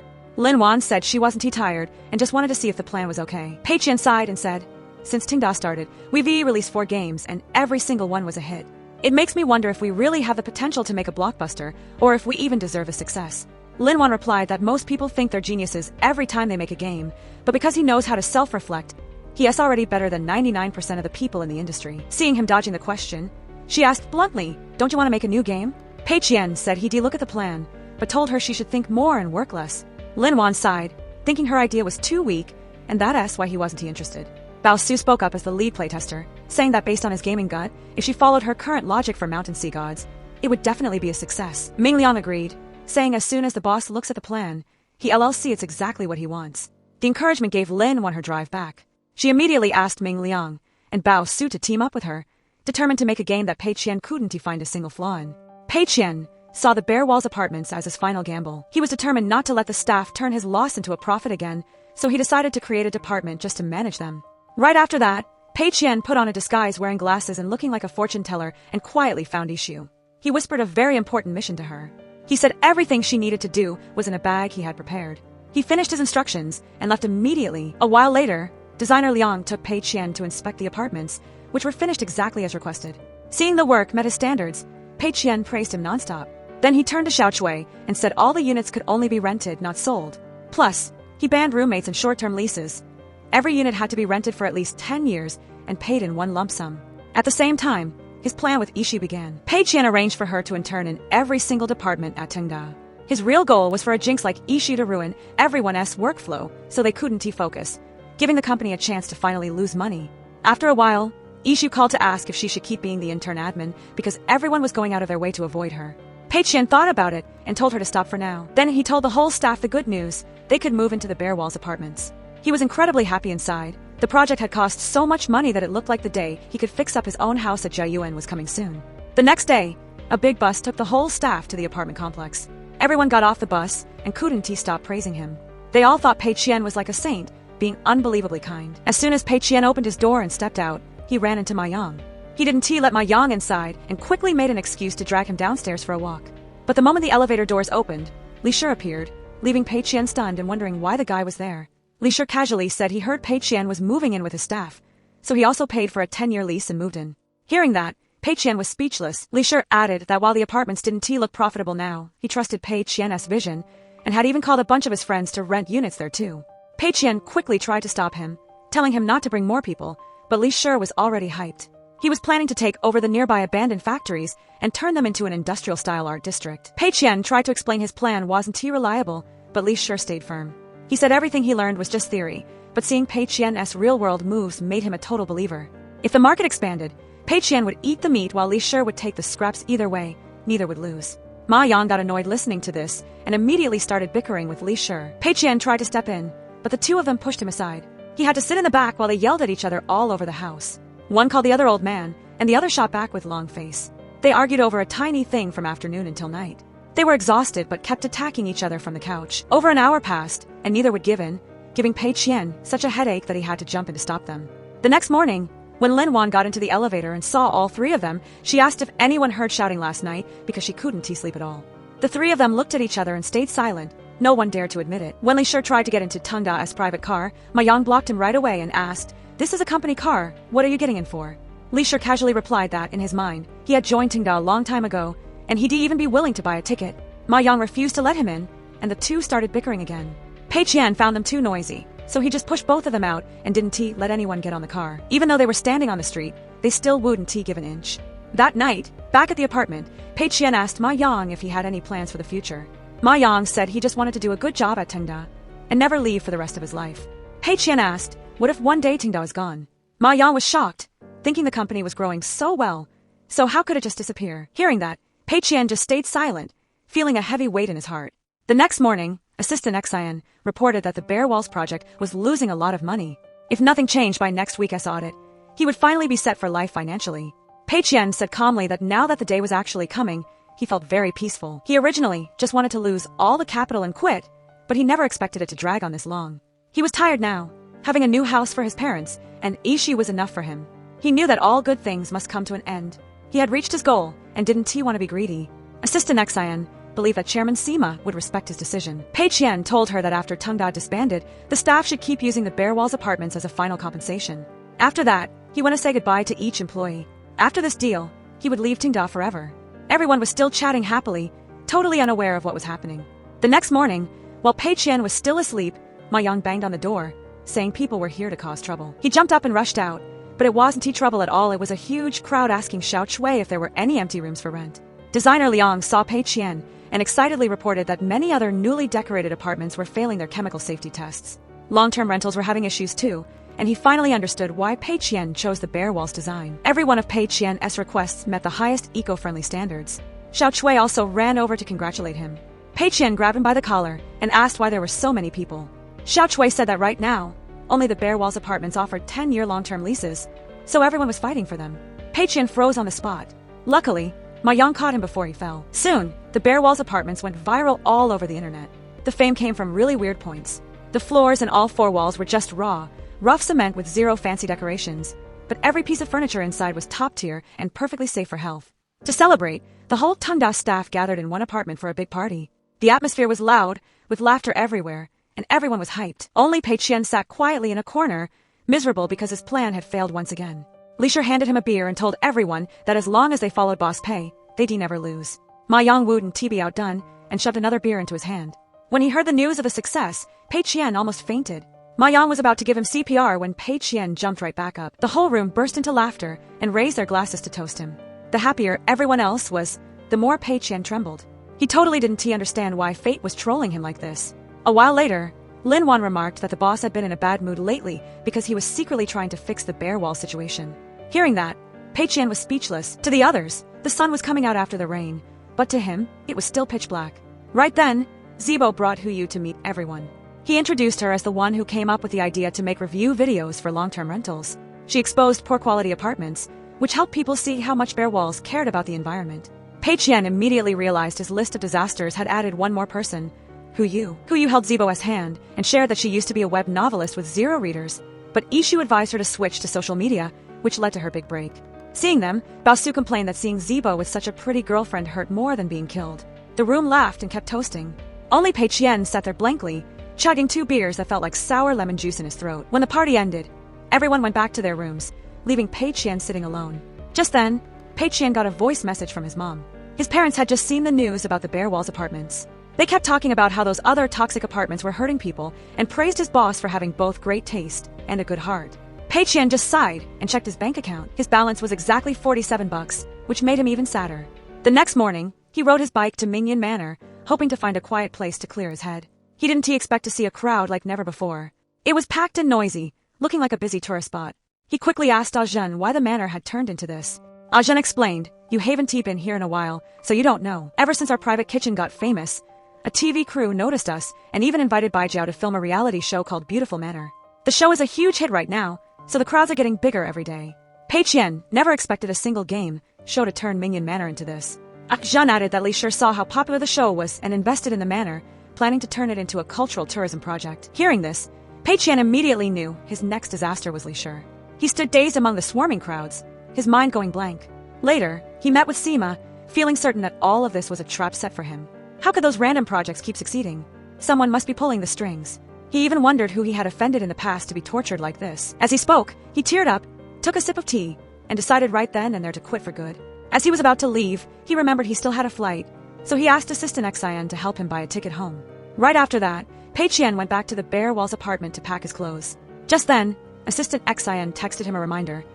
He could leave, but he couldn't take the company car or the apartment keys with him. Still, she said the company would always welcome him back. After packing his stuff, Pei Qian left without looking back. After leaving Tengda, he took his CV and started looking for a job. He stopped at a tiny online clothing shop, but the owner looked at his resume and said his experience was all in gaming, while they wanted someone with experience in their field. Pei Qian walked out with a CV, thinking to himself that even a tiny shop like that checked resumes so carefully. He continued to a TV station to apply, introducing his strength as really liking movies, which left the director speechless. The director said their project was just about to film, but the platform switched to short films, so the plan fell through. He then asked Pei Qian to help him move some stuff. Sitting at a street food stall, Pei Qian sadly called Ma Yang to borrow some money. Ma Yang was super surprised that a big boss like him had to borrow cash.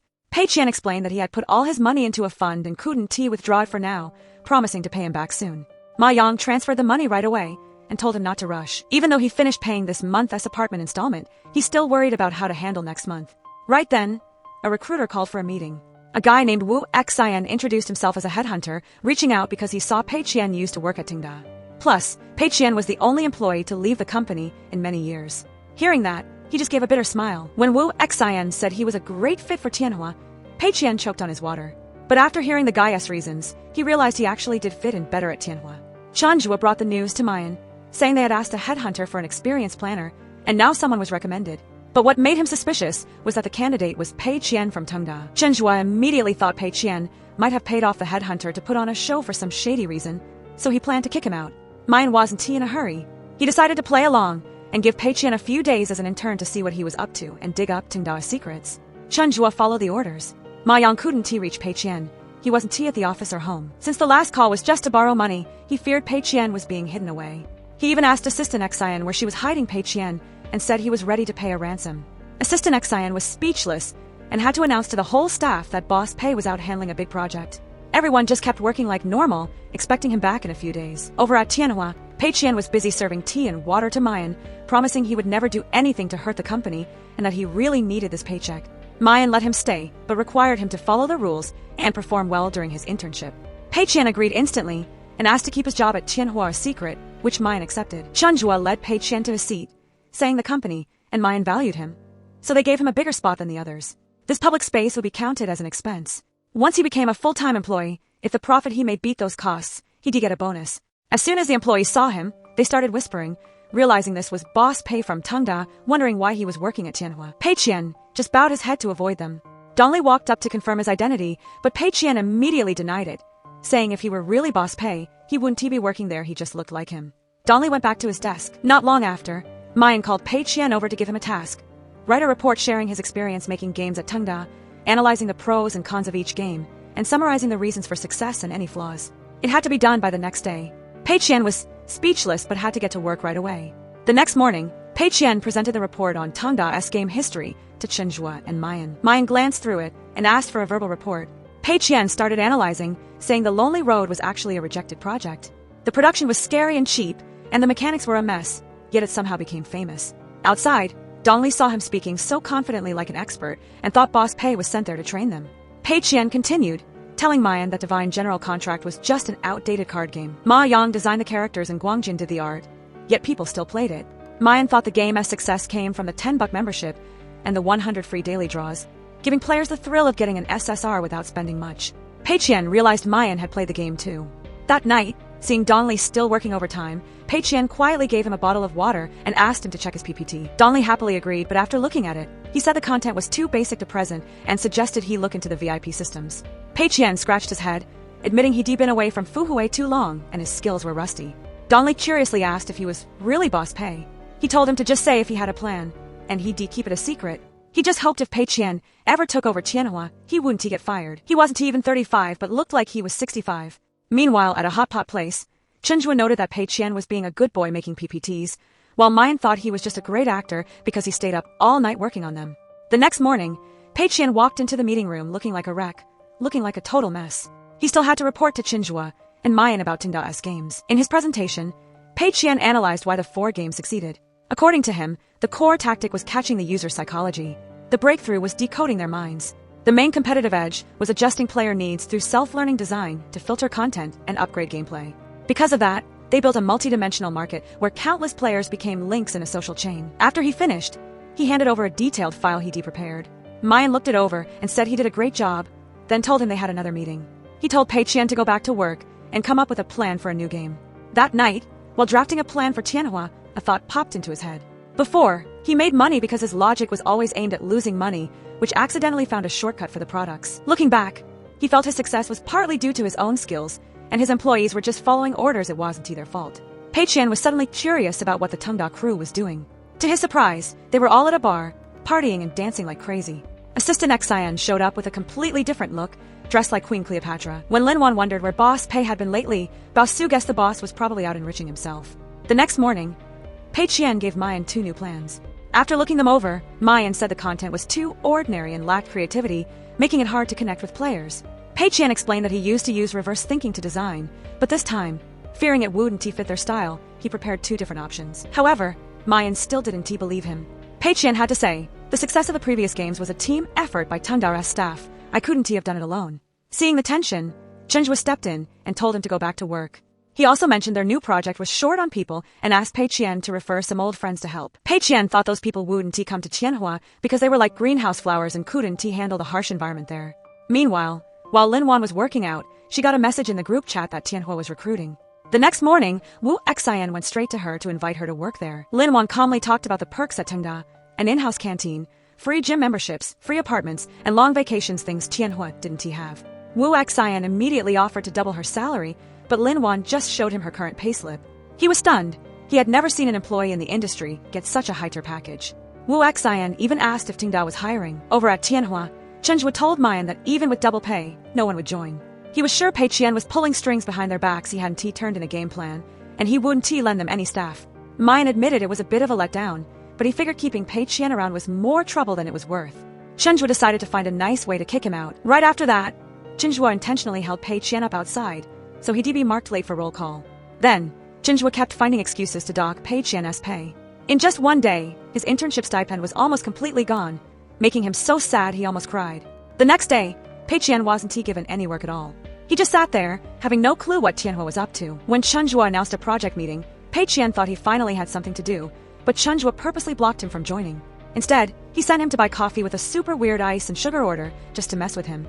Pei Qian was pissed but couldn't do anything about it. At Tengda, Lin Wan arrived but still didn't see Pei Qian. She thought about texting him but didn't know how to start the conversation. While scrolling online, she saw a photo of him at Tianhua and rushed over. She caught him out buying stuff and asked what was going on. He tried to dodge the question and walk away, but she stayed right on his heels. Having no choice, Pei Qian pulled Lin Wan onto a balcony to avoid prying eyes. Even though she was out of breath, she kept asking why he was at Tianhua. He just said it was a long story. He heard Tianhua was scary, but now he was actually living the nightmare.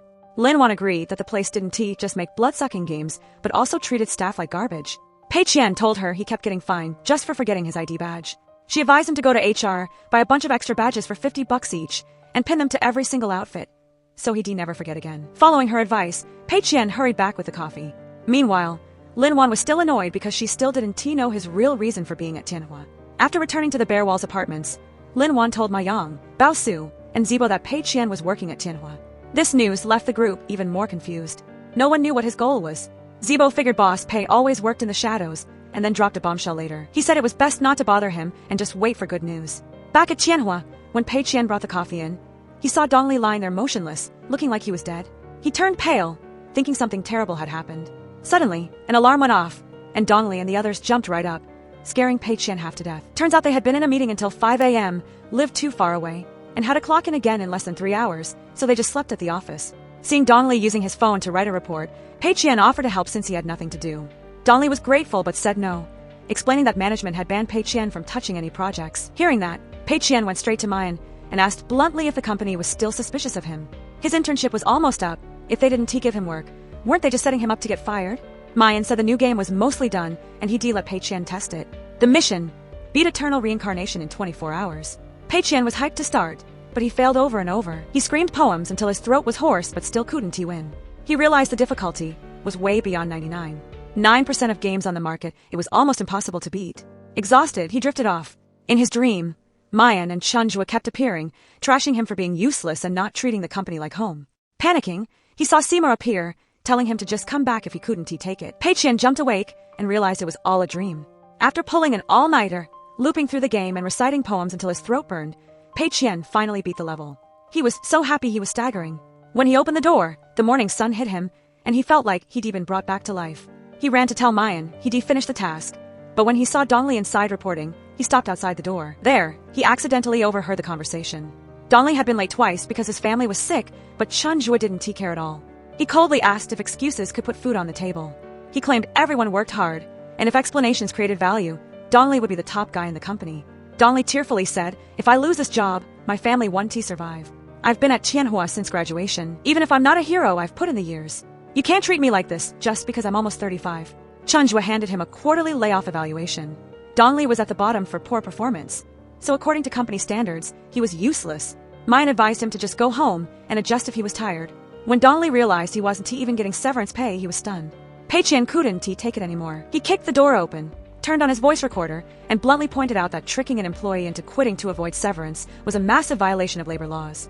He listed the rules. To fire someone under Article 39, you had to prove they failed their internship, seriously broke rules, committed fraud, or had another job that affected their main work.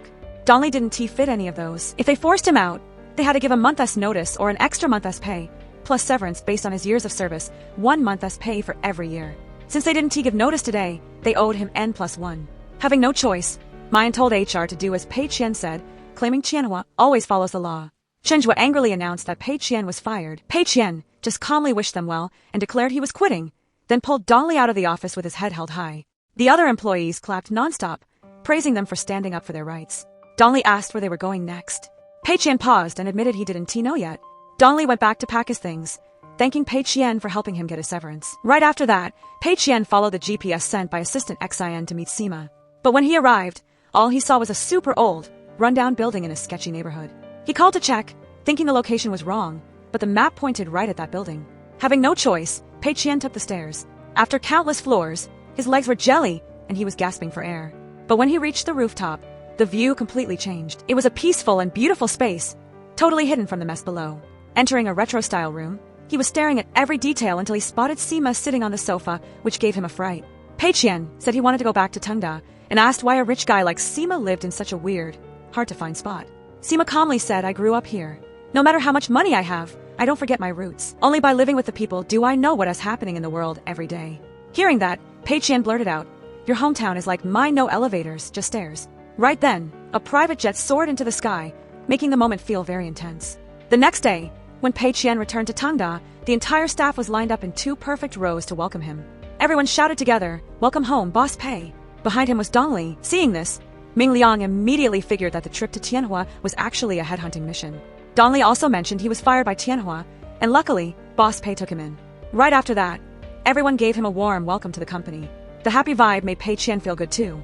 When he stepped into his office and saw it had been redecorated, he was totally surprised. Ma Yang said, "While you were at Tianhua, everyone helped clean up. They told me not to let you get too emotional." That kind of care really touched Pei Qian. Shortly after, Ishu came in to report on the management trainees. Pei Qian decided to put that on hold and let the interns move between departments to gain more experience, and Ishu took the order immediately. A bit later, Lin Wan's group came to ask Pei Qian's opinion on a new project. He just calmly said their skills were good enough, and they should just decide for themselves. Next, Zibo came to propose starting a film studio to develop their own novels and turn them into TV shows. Pei Qian agreed right away.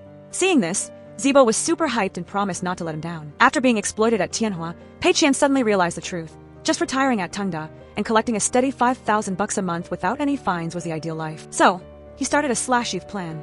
Basically, he secretly used the company car to run a taxi service for extra cash. But before he could enjoy the profit for long, Assistant Xin caught him. She strictly reminded him that using a company car to make money was against the rules. The car belonged to the company, and if he did it again, she'd take the keys back. Hearing that, Pei Qian was speechless with anger. When all the employees had left for the day, only Lin Wan was still grinding away at the office. Assistant Xin went over to check on her. Lin Wan said Mountain Sea Gods was finally in the works, but Tianhua was pushing rumors that the company had no new games, so she had to work as hard as she could. Assistant Xin told her not to push herself too hard. Since someone else was carrying the load, she should make time for her own life. Then, she dragged her to a club to relax. Lin Wan remembered seeing Assistant Xin there before and always thought she was someone who put work first.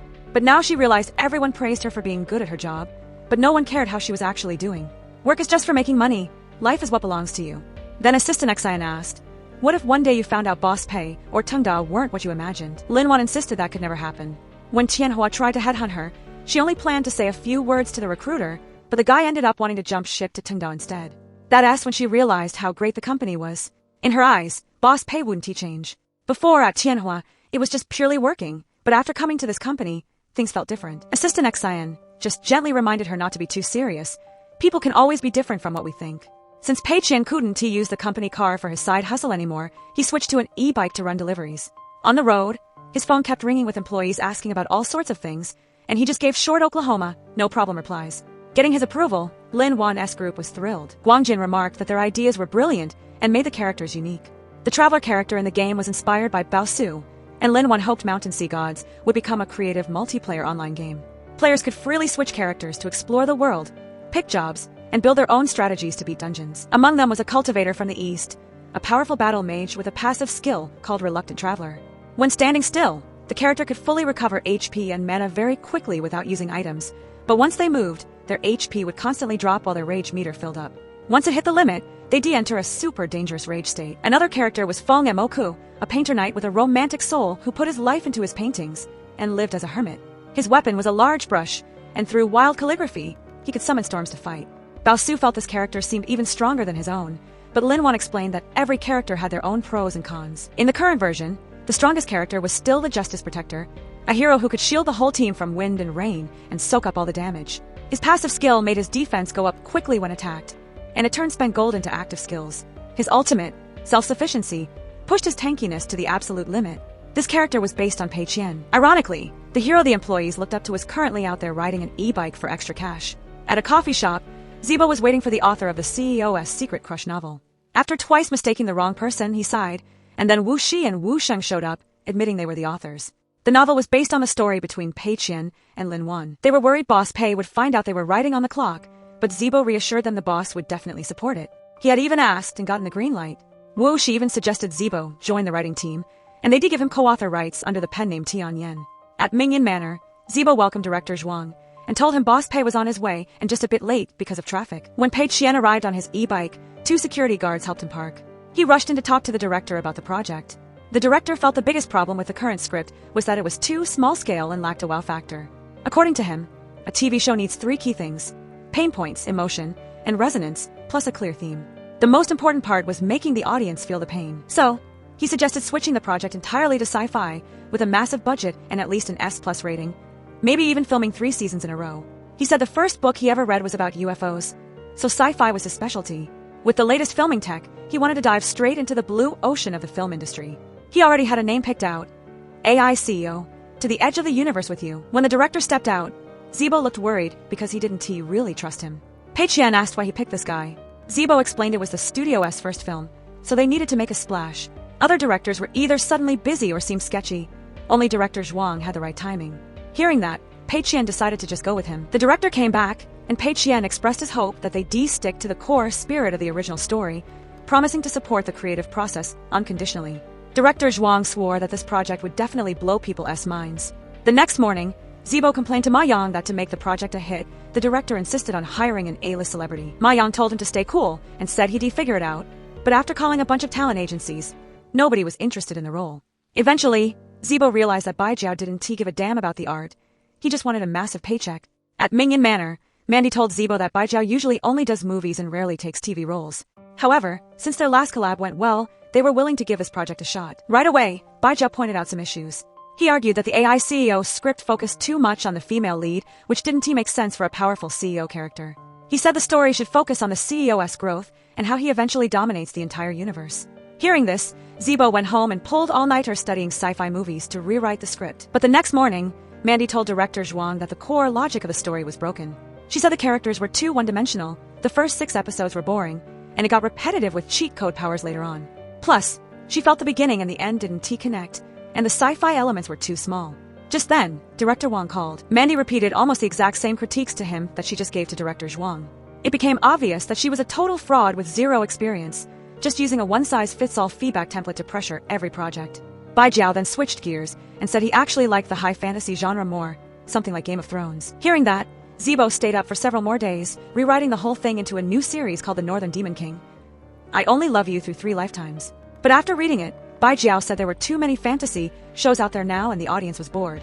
He suggested upgrading it to a magical fantasy theme instead. Even though Zibo was boiling inside, he gritted his teeth and kept editing. He wrote day and night until he had massive panda eyes, but he didn't quit and finally finished it. Surprisingly, the next day, Mandy called to say Bai Jiao's new movie was coming out and he wasn't chasing views anymore, so the role didn't fit their plan. They decided to pass.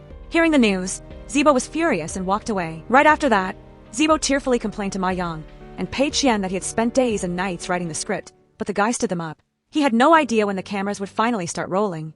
Pei Qian calmly said, "There is no need to bet everything on one horse. If he is not coming, just change the lead actor." Zibo was worried that if they switched again, they'd be left with amateurs, but Pei Qian argued that acting is what matters, and being an amateur doesn't mean nobody will watch. Ma Yang remembered that Shi Hua had once asked for an investment from Yuan Meng. Even though he had never been a lead before, at least he wouldn't mess with the script. Zibo also mentioned that the female lead, Mo San, was ready to join. Hearing that, Pei Qian immediately decided to pick Shi Hua as the male lead. The next morning, when director Zhuang saw Shi Hua's acting, he just sighed and asked if there were any other actors. But as soon as he heard Zibo was going to try negotiating with Bai Jiao again, he immediately changed his tune. He started praising Shi Hua, saying his acting wasn't bad at all, and decided to cast him. He even claimed that one day, Shi Hua would be more famous than Bai Jiao. Ma Yang immediately ran up to congratulate Shi Hua, while director Zhuang sat there in stunned silence, looking like he was in shock. Zibo was also exhausted and felt sick. Right after that, Zibo found Lin Wan's group and swore that Pei Qian was out working as a designated driver. Hearing this, everyone was even more confused, having no clue what big plan he was secretly cooking up. To check if it was true, Lin Wan booked a driving service right away. When Pei Qian arrived on his e-bike, she asked him directly if he was really working as a private driver and what he was trying to achieve. Pei Qian just casually said he was simply experiencing life. Did she really think he was broke? After he drove Lin Wan to her destination, he was about to leave, but she invited him for a walk. On the way, Lin Wan asked if he was preparing to enter a new industry, but Pei Qian told her not to overthink things. She mentioned that his part-time driving job made it hard to find him at the office. Pei Qian replied that he had already given her full control over the work. Lin Wan sighed and reminded him of what he once said. Making games requires creativity, modern value, and deep thought. Pei Qian told her to think about why people actually play games. Lin Wan replied that sometimes reality is too heavy and people need a shelter. Pei Qian said, "You can't escape forever, but you can take a nap and have a beautiful dream. To move others, you first have to move yourself. Only real emotions can't be copied. I believe that with your ideals and feelings, you'll definitely make it." Hearing that, Lin Wan smiled and felt a lot lighter. She asked, "Can I call you to drive me in the future?" Pei Qian just sighed and said it was up to her. When he got a new order, he jumped on his e-bike and took off. Lin Wan told Bao Su and Ming Liang that besides the official platform work, Pei Qian was also doing offline driving, so she booked his services for the whole month, so he could drive her while they talk shop every day. The next morning, as soon as Zibo walked into the office, Bao Su told him that Bai Jiao was trending again. Zibo opened the video and saw a hidden camera clip from a new movie set. Bai Jiao was wearing a wig but was trying way too hard to keep his idol image. When he read some news, he got angry and slapped a coffee cup out of his assistant's hand. As soon as he realized he was being filmed, he immediately changed his face and acted all calm. Bao Su said the actor tried too hard to look good, but the movie flopped. People called him box office poison, and Bai Jiao had to quit social media. Ming Liang mentioned that the guy kept causing trouble on set and was eventually replaced. Zibo felt satisfied because that guy had put him through hell. Right then, Mandy, Bai Jiao's manager, called Zibo at Mingyan Manor. She said bluntly that they didn't like that other film crew, so after thinking it over, they wanted to give Zibo's team a second chance. While Bai Jiao was in the restroom, director Zhuang whispered to Zibo that nobody was paying attention to their new movie online. Even though Shi Hua was cooperating, he was a nobody. If Bai Jiao joined, at least he'd bring some traffic. Zibo argued that the guy was being mocked by the whole internet, but director Zhuang sighed and said that was still better than losing money. When Bai Jiao came back, Zibo said the wizard role was already cast, but the crew had a better role, the Demon King. Even though it was a supporting role, the pay could be higher, and he did get a special guest star credit. Bai Jiao immediately acted like an expert and said, "The current script still has a lot of depth we can dig into." Director Zhuang whispered to Zibo that the guy clearly hadn't even read the script yet and was just talking nonsense, trying to puff things up to get more screen time. Bai Jiao kept pushing his ideas, saying the Demon King and the wizard were like frenemies with equal power, so they could totally turn it into a dual male lead story. Hearing the suggestion to change it to a dual lead, Zibo and director Zhuang were so mad they wanted to claw his face off, but they had to hold it in. Zibo had to excuse himself to the bathroom to calm down, then went back to his desk to grind away, rewriting the script to barely fit the idea. To his surprise, the next morning, Bai Jiao kept making new demands, wanting to change the wizard role to a female. Zibo immediately pushed back, saying it made no sense since the wizard was originally the male lead. Manny jumped in and said if they changed the original lead to a woman, paired her with a female lead, and added her client Bai Jiao's Demon King role to create a love triangle, it would definitely be a huge hit. Hearing this, Zibo was so mad he couldn't even speak. Right then, Shihua marched in with his crew, introducing himself as the lead of the movie, a famous actor named Shihua. Bai Jiao acted like he didn't even know who he was. Shihua immediately signaled his staff to hold up their phones, showing off his viral short videos. Zibo watched this mess and asked blankly, "Since when do you have a crew?" Shihua said everyone knows his agent. Then Mayang showed up, leaving Zibo completely speechless. Mayang proudly bragged that he was the one who spotted Shihua's unique vibe and invested in him, and all the short video collabs were his idea. They go viral the second they're posted. Zibo sighed helplessly, thinking one Bai Jiao was enough to make him miserable, and now Shihua was famous too. How was he supposed to survive? Mayang tried to calm him down, saying, "Shihua isn't the type to mess with the script.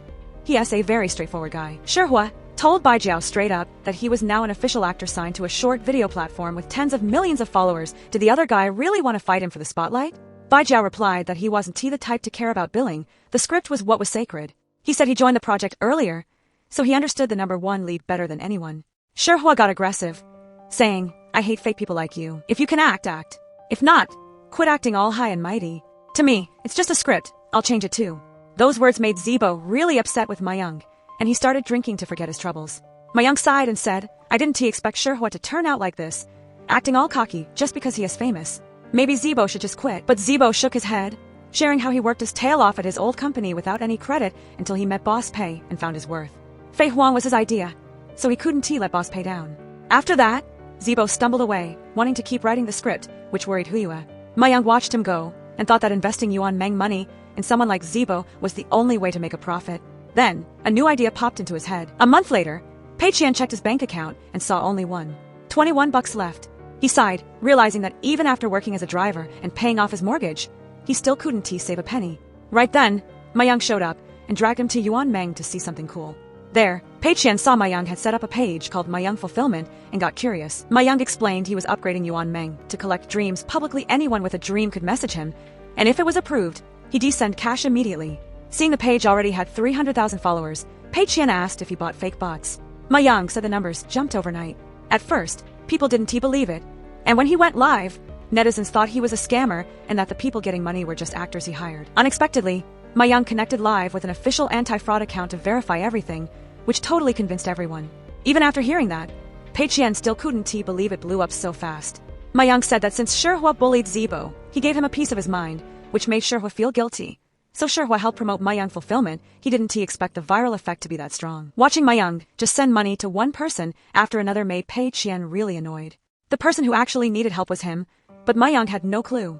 He advised Mayang, "Don't spend your own money anymore. Let the company handle it." After saying that, Pei Qian went to the bathroom and used a fake name to message Mayang, pretending to be a struggling shop owner who only made $5,000 a month. He said he wanted to buy an $8,000 gift for his best friend, but didn't have enough and hoped for help. Mayang sent the money instantly, making Pei Qian super happy. Soon, Mayang Fulfillment hit the trending searches again, becoming the hottest topic. Pei Qian took another driving job for Lin Wan. While in the car, Lin Wan reported that the team just finished a new update for Mountain Sea Gods. Everything was smooth, and she just needed him to approve a budget increase. Pei Qian gave the green light immediately, even saying the budget was unlimited. From now on, he gave her full control over the game department to do whatever she wanted. Lin Wan was beyond excited. Pei Qian complained that since she booked him for a month through the driving company, he thought the pay was better than single orders, so he took it. But then he realized she wasn't a passenger, she just wanted a chance to talk shop. He was already tired from his daily work, and now he had to do 2 jobs at once. It clearly wasn't a good deal. Lin Wan thought Boss Pei's total immersion in his roles was what made people admire him and why his games were so good. Right then, a credit call came in asking about his loan history. He denied it, saying, "It's just a spam call. I'd never take out a loan." Then he asked her to cancel the monthly contract with the driving company because he wanted to keep experiencing life, and he trusted her to lead Tingda to greatness. Lin Wan agreed and called to cancel. Pei Qian finally let out a satisfied smile. At the same time, at a bar, Mayan told Li Shi that Eternal Reincarnation was finished and ready for launch. Since they'd always been crushed by Tangda, he was sure they'd flatten Pei Qian this time. Li Shi advised him not to go that far, saying Pei Qian was his friend, and this was just healthy competition. He'd be happy if Tianhua won, but Tangda was also legit. Seeing Li Shi had too much to drink, Mayan told Qinjue to call a driver. Mayan suggested Li Shi send his own driver home so he could drive him back and talk privately, and Li Shi agreed. Right then, Pei Qian was cruising and got a new order. Seeing it was a luxury car with an extra 88-buck tip, he sped over to take the job. But as he got closer, he realized the person who called the car was Mayan. Pei Qian froze. If he showed his face now, it would be super embarrassing. He quickly bought a wool mask that only showed his eyes and mouth and purposely changed his voice to a raspy tone so no one would recognize him. In the car, Li Shi was nervous, thinking the driver looked suspicious, and asked if he was wearing the mask just to drive. Mayan casually guessed the guy might have a rash and didn't want to show his face. Then he told Li Shi to stop thinking everyone was good, or he wouldn't recognize a bad person right next to him. He even trash-talked Pei Qian, saying his big investment in eternal reincarnation was meant to deal Pei Qian a fatal blow. Hearing that, Pei Qian was boiling mad but had to stay quiet and drive. Li Shi disagreed with the plan, saying Mayan was obsessed with beating boss Pei and even hired people to smear him, which wasn't fair play at all. Mayan snapped at Li Shi for playing favorites with Pei Qian, even moving into the bare walls apartment to live with him. He asked what Li Shi's dad would think. Li Shi calmly replied that boss Pei had a lot of traits worth respecting. He was a better investor and a better game maker, so what was wrong with being close? While eavesdropping on their gossip, Pei Qian almost rear-ended a white car. He swerved back and forth, so hard the car almost flipped over, but luckily he stopped in time, scaring the daylight out of everyone. Pei Qian apologized, but Mayan and Li Shi kept yelling, saying an apology wouldn't fix anything. Mayan ripped off the driver's mask, and right there in front of them was Pei Qian. Pei Qian immediately turned tail and ran. The chase was a total mess, like a game of cat and mouse. Eventually, Mayan lunged and tackled Pei Qian. After the roadside incident, all three were brought to the police station. Pei Qian's hair was a mess, and his face was dirty. The police asked him to explain himself. Pei Qian immediately pulled up his phone, showed his rating history, and said he'd been doing this for a while with mostly 5-star reviews, and some customers even booked him specifically because he was so reliable. He claimed today was just bad luck because he picked up their order. Mayan insisted that since Tengdao was their rival, Pei Qian becoming their driver and almost causing a crash was clearly an attempted hit. Pei Qian shot back loudly, their SA dashcam in the car. The traffic police already checked the scene and said it was just a driving error, not intentional. I only worked at Tianhua to make money, and I'm a private driver to experience life and earn some extra cash. After some talking, the situation was settled. Before leaving, Mayan said coldly, "There's no evidence this time, so you're off the hook, but when eternal reincarnation launches, I'll make sure Tengdao never recovers." Li Shi, on the other hand, figured out his own theory. Pei Qian became a driver just to dig up trade secrets. The guy was way too cunning. Right then, Assistant Xian rushed over. She said the police suggested Pei Qian should get a psych evaluation. She knew he was carrying a mortgage, so she had looked the other way regarding his side hustles before. But now, with a 5,000 monthly salary, he was out driving all day. She really didn't want to visit a police station again. Pei Qian, feeling insulted, insisted he was just working with his own 2 hands and had nothing to be ashamed of. He then hopped on his e-bike and rode away, leaving Assistant Xian speechless. Not long after, he was officially fired from the driving service. Outside, Ma Yang was gossiping with Lin Wan's group, saying Li Shi found out about Pei Qian's driving gig. He even thought Pei Qian went undercover in the driver world just to one day pick up Mayan and steal trade secrets. Ming Liang guessed that boss Pei must have had an inside source to know Mayan was traveling. Hearing that, Bao Su was even more convinced that Pei Qian was a legend. Just then, a weird noise came from the office. The 4 of them rushed over to eavesdrop. Inside, Pei Qian was actually just throwing darts at a picture of Mayan to vent his anger about not being able to be a driver anymore. The next morning, the scene at the office was totally flipped. The cleaning lady was dressed like a boss, while Pei Qian was in a janitor outfit, busy mopping. Pei Qian insisted she go shopping instead while he handled the cleaning. When Assistant Xian arrived and saw him mopping, she was totally confused. Pei Qian didn't explain and just kept cleaning, making her laugh helplessly. A little later, the staff started trickling in. Everyone was surprised to find neck patches and tea on their desks, which were sparkling clean. Assistant Xian announced that boss Pei saw the office was a mess and cleaned it himself. Hearing that, Don Li immediately called for everyone to keep the place spotless so they wouldn't let the boss down again. Meanwhile, the game Eternal Reincarnation officially launched and immediately hit the trending charts. But the reason was because people accused it of being a total ripoff of Turn Back is the Shore. Mayan thought they could just suppress the public outcry, but soon a wave of negative comments appeared, trashing the quality and calling Tianhua a total scam. Tons of people demanded refunds. Lin Wan's group watched the situation and realized Tianhua wouldn't be able to dodge the PR crisis this time. Being bashed so hard made Mayan lose it. He ordered Chanzhua to increase the budget and put all staff on war footing to handle the crisis. Tianhua's employees were forced to pull extreme overtime to deal with the wave of angry players. In his frustration, Chanzhua even slapped a coffee cup out of an employee's hand, refusing to let them rest and forcing everyone to keep grinding. The non-stop overtime meant the Tianhua staff looked like walking ghosts with dark panda eyes. They were burned out and working like hollow shells. Finally, someone couldn't take it and fainted on the spot, causing a panic in the office. But Chanzhua didn't even care.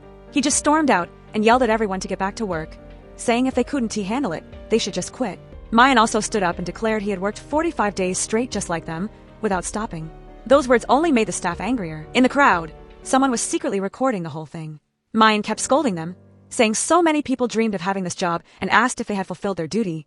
He claimed the company gave them countless chances. He said the first thing they should think about isn't complaining, but being grateful, because Tianhua was the place that brought them to the top. Soon, the video of Mayan trashing his staff was leaked online, causing instant outrage. Hao Qiong saw it while buying breakfast, and rushed back to the office to tell everyone to watch Mayan's big debut. The whole company just shook their heads in disgust. Anonymous comments even revealed that the staff had been working for a month and a half without going home. Even when someone fainted, Mayan didn't even check on them, he just kept insulting them. Dongli breathed a sigh of relief because he had escaped that toxic environment. At Tianhua, Mayan was livid when he found out someone leaked the video, causing massive damage. He immediately ordered Chen Zhuo to find the whistleblower, so he could take them to court. After the video went viral, Tianhua's employees were secretly satisfied. They had been pushed around by a ruthless boss for so long, and now they finally had a way to vent. Chen Zhuo stepped out and demanded everyone bring their phones into the office to be checked, but no one even looked at his way. He almost lost his mind. Just then, Boss Li called and coldly announced they were cutting ties. Chen Zhuo frantically ran to find Mayan, while the staff cheered. Boss Li found out and called to demand what Mayan had done, leaving Mayan so dazed that he literally snapped the phone in his hand. When Li Shi found out his dad was furious about the Tianhua studio situation, he immediately said he had a plan that could help. The next morning, Assistant Xian went to Tengda and saw the staff working comfortably and happily, which made her smile too. It turned out Li Shi had suggested Pei Qian buy out Tianhua Studio. Lin Wan's group was buzzing with the news, wondering if Boss Pei really wanted to buy it. Next, Pei Qian showed up at Tianhua. Li Shi told Mayan that Boss Pei was ready to represent Tengda and buy the whole studio, and even take him under his wing. Mayan thought Pei Qian was just trying to insult him and declared he was quitting, but as soon as he heard Tengda would pay the highest salary in the industry, he immediately changed his tune and said he was ready to talk. After that, Lin Wan told the old staff that Tianhua would be renamed Slow Walk. She hoped everyone would get used to Tengda's relaxed pace. Many people, who were used to non-stop overtime, started getting suspicious. They thought this might just be an excuse to fire them. When Lin Wan accidentally found out about this, she immediately called Pei Qian for HR advice. Pei Qian told her they needed to break through the employees' psychological barriers first. He said people who were used to being exploited often felt they didn't deserve to be treated well. The next morning, Lin Wan called 3 employees who had badmouthed her for a private talk. She reminded them that the old environment at Tianhua made everyone feel unsafe, but Tengda was different. Here, there was zero toxic internal competition. As for Mayan and Chen Zhuo, she said Boss Pei had arranged for them to experience exactly what it felt like to be a Tianhua employee. When Mayan and Chen Zhuo arrived at the office, Dongli immediately told them to clock in. He even said the time clock seemed to exist just for the two of them. Seeing they were late, he warned them to come earlier tomorrow. When they walked into the office, no one else was there yet. But soon, Dongli came back to check on them and noticed they weren't wearing their ID badges, so he forced them to put them on right away. Even bathroom breaks were restricted to under 10 minutes. Mayan was forced to endure the exact same harsh rules he used to set for his staff. On top of that, he had to run around buying coffee for everyone. After just a few days of work, he looked like he had aged 10 years. When he got into the elevator, he had to squeeze in with a crowd of regular employees. Right then, his phone vibrated. Pei Qian texted him that messages had to be answered within 10 minutes, or his pay would be docked. Then, more people pushed into the elevator, and Mayan's phone dropped to the floor. Pei Qian's voice came from the speaker, saying he had installed a special security camera for him. He demanded Mayan work hard, and said if he was caught being lazy, he'd lose money. He also reminded Mayan to explain why eternal reincarnation failed, but in plain English. The next day, in front of everyone, Mayan announced he would share his experience regarding the failed game. He insisted the project failed entirely because Pei Qian was immoral. He claimed Pei Qian sent spies to Tianhua to steal trade secrets and tricked them into following his marketing plan just to destroy the company. According to him, without that conspiracy, Tianhua wouldn't have lost so much money. Mayan claimed Tianhua didn't fail because of bad decisions, but because they lost to a dirty, shameless, and low-life competitor. Hearing that, Dongli was disgusted. Even now, Mayan was still blaming others. He bluntly pointed out that the game failed because it was just a bad ripoff of Tengda's turn back as the shore. Other former Tianhua staff spoke up too. They admitted the company only knew how to copy games poorly, ignoring the parts that were actually good and just throwing money away. They said they needed to reflect on themselves. Dongli added that the bosses only thought about how to control staff instead of how to make a good game. So failure was inevitable. Chen Zhuo's ego was too big. He got annoyed and asked if everyone had already flipped to Tengda's side. He then dragged Mayan away, saying they were both quitting to find other jobs. Lin Wan watched them leave, sighed, and told everyone that from now on, they were officially Tengda people. The whole room burst into cheers. In the office, Assistant Xian told Pei Qian that because Chunjua riled him up, Mayan had quit and didn't even take his full severance pay. She asked how he felt about this revenge. Pei Qian just said that even if you take down one Mayan, there are countless others out there. Then, Assistant Xian gave him the final paperwork for the Qianhua acquisition to sign. When he saw that the acquisition actually lost money, Pei Qian was pleasantly surprised. Assistant Xian said, "The bonus for the loss has already been sent to you." Hearing that, his eyes lit up as he checked his phone. Then he went back to his janitor work. With money in his pocket, the first thing Pei Qian did was pay back Ma Yang. Right then, he got a notification that his appeal was accepted, and he could go back to being a private driver. The next day, Assistant Xian had to climb countless stairs, gasping for air, just to meet Sima to play jump chess. Seeing she was a bit distracted, Sima reminded her not to underestimate the game. He said the simpler the game, the longer it lasts. Assistant Xian then asked if he had a plan for Tengda yet. She said Pei Qian only wanted his 5,000 salary, worked as a driver, and even to the janitoress job he had basically given up and had zero motivation. She asked if he could really become like Sima used to be. Sima slowly replied that when you build enough bridges, you eventually hit your goal, and sometimes you can't even stop if you want to. By then, it's not you playing the game is playing you. He said when they started Kinhong, they thought they could always move forward, but later they realized they weren't in control of anything. After years of dealing with big capital, he understood one thing. Once you step on the board and the game starts, you can't stop, you can only keep playing. The next morning, at Fench Company, Mayan met with Eric. He said that in his hardest time, Fench gave him and Chinjua a chance, so he wouldn't let them down. Eric replied that his dad had known Mayan for years and always thought highly of him. Before, Fench only published foreign games, but since his dad retired, Eric wanted to lead the company into a new era. Hearing that, Mayan said Tengda was making Mountain Sea Gods, which was in the same genre as their project, so they'd definitely clash at launch. However, he believed the battle between Fenj and Tengda would be a one-sided slaughter. At Tengda, while Pei Qian was cleaning, he suddenly caught staff secretly working overtime. He walked into the game testing room, making the employees behind him nervous, fearing they'd get scolded for working late. But after testing it, Pei Qian just calmly said Mountain Sea Gods was done well and thanked them for their hard work. After that, he went back to cleaning, feeling sad because he knew this game would likely be another hit. Soon, Pei Qian went to the rooftop, looking at the sky and wondering why Tengda was always this good. Was he succeeding or failing? After work, Lin Wan ran into him and invited him over to try her cooking. During dinner, she said that every time a project succeeded before, he never seemed happy. She thought maybe everyone else was easy to please, while he wanted more. But this time, she could see he was actually happy about Mountain Sea Gods. She said Tengda's previous games won in weird ways, but this was the first time the company legitimately made a high-quality, large-scale MMORPG. Pei Qian felt even sadder because no one understood the real struggle in his heart. Failing was easy for everyone else, but for him, it was harder than climbing to the sky. When Lin Wan finished cooking the steak, she raised her glass to thank him for his support and sincerity toward all the employees. Pei Qian replied that no matter what happened, he would always stand by them and make sure Mountain Sea Gods launched smoothly. It was his first time having a girl cut meat for him, and he couldn't stop smiling. The next morning, Ma Yang went through every room looking for Pei Qian but couldn't find him, which made him super worried. A while later, the police and the Tengda staff knocked on Lin Wan's door and found Pei Qian inside, leaving everyone in total shock. The police officer even recognized him, saying they had met again. In the car, Pei Qian explained that he only had a few drinks last night, got tired, and fell asleep on the sofa. But no one believed him. Everyone thought they were secretly dating, and Lin Wan couldn't explain her way out of it even if she had 10 mouths. A week later, Mountain Sea Gods officially launched, and the whole staff gathered at the lazy internet cafe to log in and play. In the game, the characters were based on Pei Qian, Lin Wan, Bao Su, Zibo, Ming Liang, Ma Yang, and Guangjin. The female travelers in the game world were all ordinary people working together to protect the gods.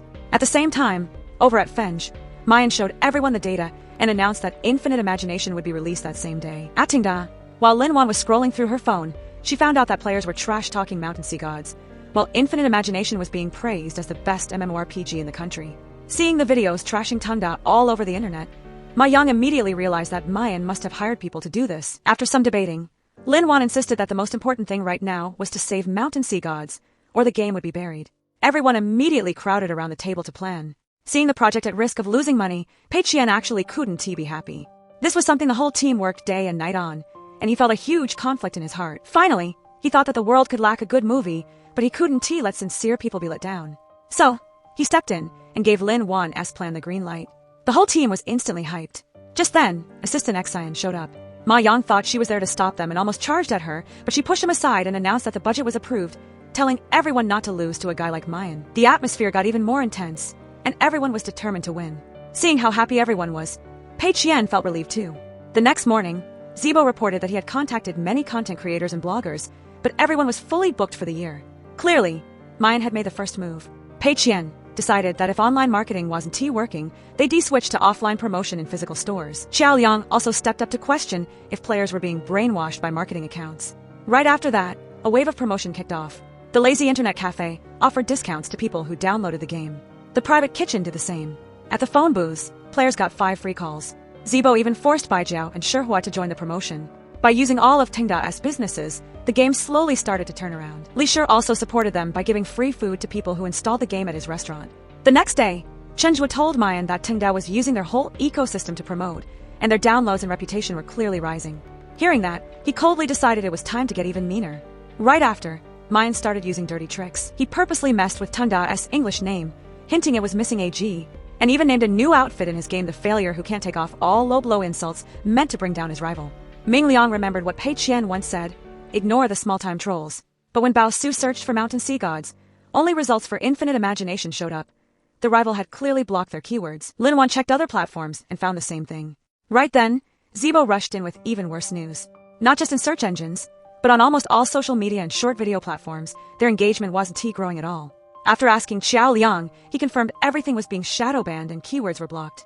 Ma Yang was furious at Mayan's tactics. Seeing everyone looking anxious, Pei Qian stepped forward. He acknowledged that everyone put a lot of heart and hope into the project, but he also asked if the criticism was only because of Mayan's lies.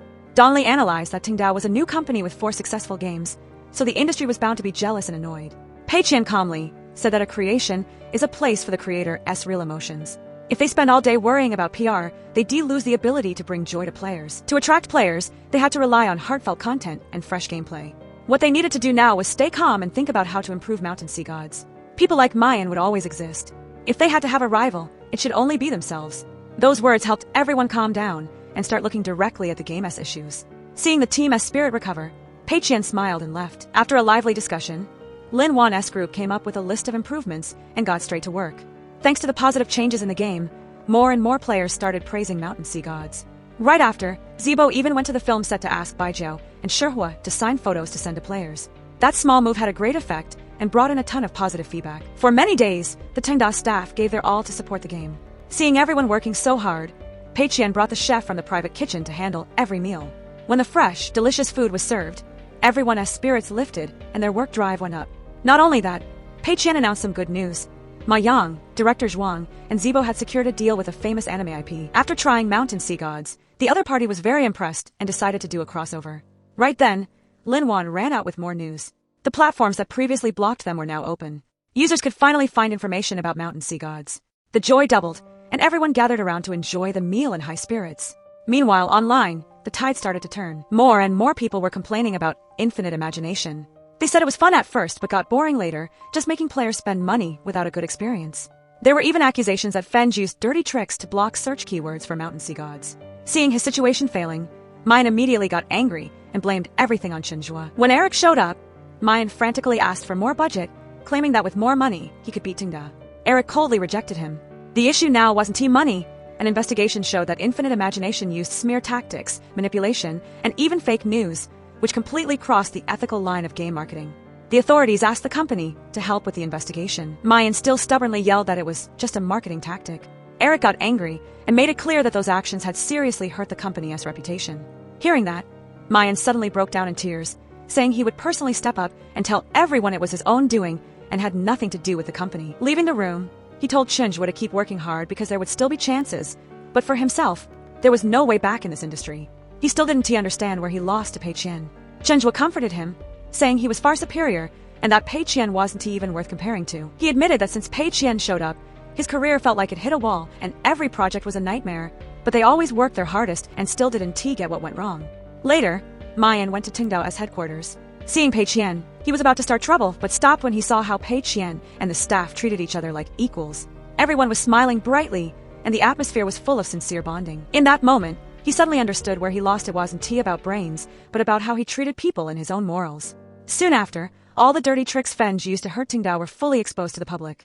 Tengdao's year-end party was massive, with a vibe that was more fun than ever before.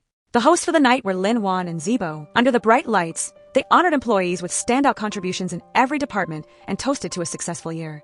Today, Pei Qian was dressed up with his hair neatly styled, finally looking like the CEO of a booming company. However, there was still a hint of sadness in his eyes. Every employee's life was getting better, but he felt like he was still stuck in the same place. He joined the party, and during the lucky draw, one employee won 8,888, followed by many others, but never Pei Qian.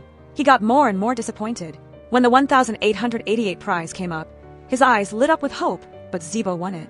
The grand prize was a 10-day trip for two anywhere in the world. Pei Qian hoped his luck would finally turn, but Bao Su's name was called. Bao Su didn't even want the prize, but everyone dragged him onto the stage, so he just gave the trip to Ishu. Not winning anything, Pei Qian still had to go on stage to take photos with the lucky winners. Everyone was beaming. Except for him, he just stood there looking totally lost. After the party, Lin Wan called Pei Qian to be her driver to take her home. In the car, she sincerely thanked him, saying she was truly grateful to have such a great boss. Pei Qian just gave a weak smile, saying meeting him early wasn't that great since he used to just be a lackey at Fuhui. When Pei Qian got Lin Wan home, her parents kept thanking him. While Shenhua took Lin Wan up to her room, Zhengnan noticed Pei Qian's outfit was a bit strange. He explained it was just a cosplay outfit for the company party. Hearing that, Zhengnan laughed and thanked him again for supporting Lin Wan's projects. When they found out Pei Qian drove Lin Wan home without drinking a single drop of alcohol, they were very surprised. In the business world, someone who doesn't touch alcohol is rare, so they liked him even more as they saw him off. The next day, Pei Qian took a new driving job, and the customer was Lauren Fu, Sima's son. On the way, he accidentally overheard a call and learned that Lauren Fu knew Assistant Xian and was on his way to Tengda. When he heard the guy ask exactly where Pei Qian was, Pei Qian jumped. Not long after, they met at Tengda, and Lauren Fu was shocked that the guy who just drove him was the company boss. Pei Qian just calmly explained it was a way to experience life. When asked why he was visiting, Lauren Fu said he'd heard his father mention Pei Qian a lot, so he came to help manage Tengda. Hearing that, Pei Qian was a mess and pulled Assistant Xian aside to ask what Sima was thinking. Assistant Xian guessed he just wanted his son to train there. Pei Qian reluctantly agreed, but said training was fine as long as he didn't try to manage him. After that, Lauren Fu promised not to mess with current projects, but said he would start a new business line and needed Pei Qian's help. After hearing the plan, Pei Qian felt physically sick. That night, Lin Wan's group gathered to complain about the new rich kid. No one could stand his cocky attitude. It felt like a second Baijiao. Just then, Lin Wan got a text from Pei Qian saying not to worry, because Lauren Fu promised not to touch old projects, which made everyone feel a bit better. But the next morning, Lauren Fu straight up took over Pei Qian's office. Pei Qian didn't make a scene, but reminded him that Tengda doesn't do e-marketing. Lauren Fu immediately brought up Ma Yang and laid out a new plan. The Ma Yang fulfillment project would be turned into a sales livestream, making Ma Yang the main influencer. As a result, Ma Yang was forced to wear a ridiculous, clown-like outfit with his hair in two buns to sell products on camera, feeling totally embarrassed and helpless. Lauren Fu didn't stop there. He also demanded Ishu go with him to inspect the movie set. When Zibo heard he was coming, he read the list of demands for the welcome ceremony, which left Pei Qian speechless. They had to prepare big banners and fresh flowers for a grand ceremony. A bit later, Lauren Fu landed at the set in a helicopter. The strong wind from the rotors blew away all the banners and knocked over the flowers. He stepped out looking super hyped, while behind him, Ma Yang, who was on a helicopter for the first time, was pale as a ghost, walking and throwing up nonstop. A while later, when Bai Jiao arrived at the set, he found his reserved seat had been taken. He was furious at first, but as soon as he found out the person sitting there was Lauren Fu, his attitude flipped instantly to being super friendly, acting like he'd been waiting for him forever. The movie officially started filming. However, because of this unpredictable rich kid, the whole filming plan kept getting changed based on his random ideas, making the schedule a mess. The next morning, Lin Wan's group all had dark panda eyes as they called Pei Qian to complain that Lauren Fu was working them to death. Before going to the set, he had even added more work to cram brand ads into the game, making Ming Liang work overtime until he fainted. Hearing that, Pei Qian got worried right away. He told everyone to report any weird situations to him immediately and gave the whole staff the afternoon off for medical checkups, with the company covering all the costs. But Lin Wan said that Lauren Fu insisted on video meetings to check their work, even when he wasn't at the office. At that point, Pei Qian knew it was time for his secret weapon. He sent everyone a bunch of files and told them to follow the instructions to AT. The next day, the whole Tengda team put the plan into action. On the outside, they looked super busy and professional, following every protocol, but it was really just a way to handle Lauren Fu. Once things settled down, everyone was impressed and wondered where Pei Qian learned how to deal with people so well. While Pei Qian was taking a break, Ishu rushed in to tell him that Lauren Fu and Ma Yang were having a massive blowout. It turned out they were fighting over a promo contract. Ma Yang flat out refused to sign because the terms said he wasn't allowed to date or even look for a girlfriend. Pei Qian agreed that the request was way too much, but Lauren Fu insisted it was a great chance for the company's long-term future. Ma Yang didn't care and just walked out.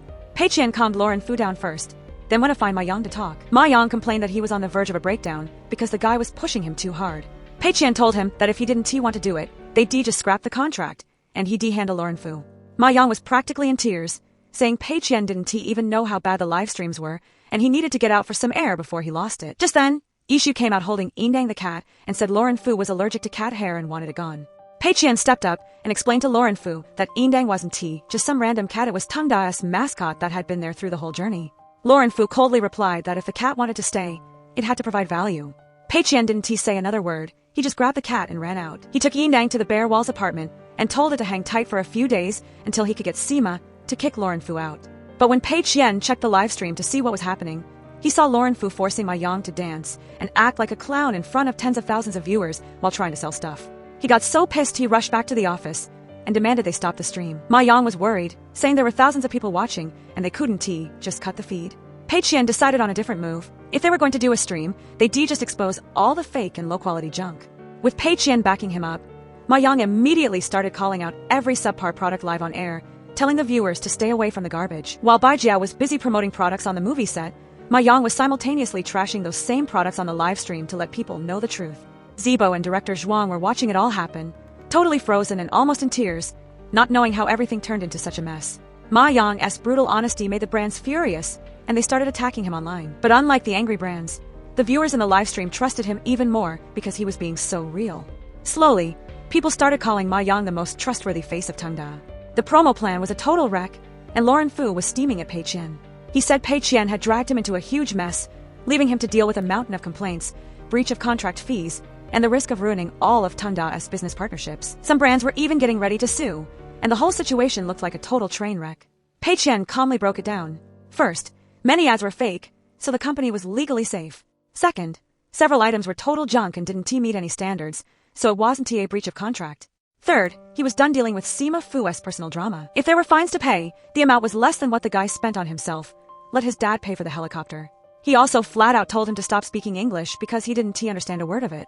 Sima Fu shot back that Pei Qian had signed all the plans, so the responsibility for the payouts was on him. Pei Qian just replied that Sima Fu was even better at losing money than he was, but told him to stop bullying the Tengda staff from now on. Sima Fu stormed off in a rage. The next day, Sima Fu hired Pei Qian as his private driver again. Even though he didn't want to see his face, Pei Qian still had to drive. After the ride, he noticed dust on the hood of the car and drew a turtle on it. Right then, Xiao Chui texted him, saying someone had rented his apartment. Pei Qian was shocked because the place was basically empty, yet someone still wanted to live there. Soon after, while taking a new driving job, he found out that Sima had two other sons. Sima Hui and Sima Tuesday. Realizing something was wrong, Pei Qian went straight to assistant Xian. He suspected Sima was using him as a sharpening stone for his sons, even though that wasn't in the contract. He told her to contact Sima immediately to clear things up. Assistant Xian said that ever since Sima Fu arrived, she hadn't been able to reach Sima either. Hearing this, Pei Qian just had a massive headache. Sima Fu alone was enough to exhaust him, and now Sima's other two sons were about to show up at Tengda. Just thinking about it made life seem difficult. The next day, Pei Qian told Lin Wan's group that the company was getting 2 new investors. While everyone was curious about who they were, Assistant Xian explained that Sima Tu and Sima Hui were shareholders of Tengda, just like Sima Fu. Ma Yang immediately wondered when the company even got investors, since they had built it from the ground up themselves. Pei Qian just said that as a career grows, so do the troubles, so they should look at this as a chance to gain experience. The team promised to handle it themselves, so he wouldn't have to step in. But right after that, Sima Tu and Sima Hui called a meeting for all the core staff. The meeting didn't settle anything useful. The two just kept trying to outdo each other, acting like they were in a contest to see who was better. Lin Wan's group was secretly laughing. Meanwhile, Pei Qian kept calling Sima, but he still couldn't get through. He was getting more and more anxious, not knowing what kind of game was being played. At night, Lin Wan complained to him that the 2 new guys didn't dare mess with him, but they were trying to interfere with Mountain Sea Gods. Now, none of the staff dared to come to the office. They were all hiding at the coffee shop. Right after that, everyone got a text. Sima Tu wanted a meeting at 9 a.m. the next morning, and Sima Hui wanted one at 8 a.m. Everyone was speechless. Pei Qian texted them, both saying Tengda doesn't have a rule about coming in early. He moved it to 11 a.m. and told them they had to agree with each other internally before messing with the game, or else people would laugh at them. However, those two immediately gave opposite opinions, leaving everyone totally helpless and confused about what they were thinking. The next day, Sima Hui started calling employees into the office one by one for private talks, asking about everything from work to their personal thoughts. It made everyone feel as stressed as if they were being interrogated. That night, Sima 2 gathered all the Tungda employees in the yard and forced them into physical training.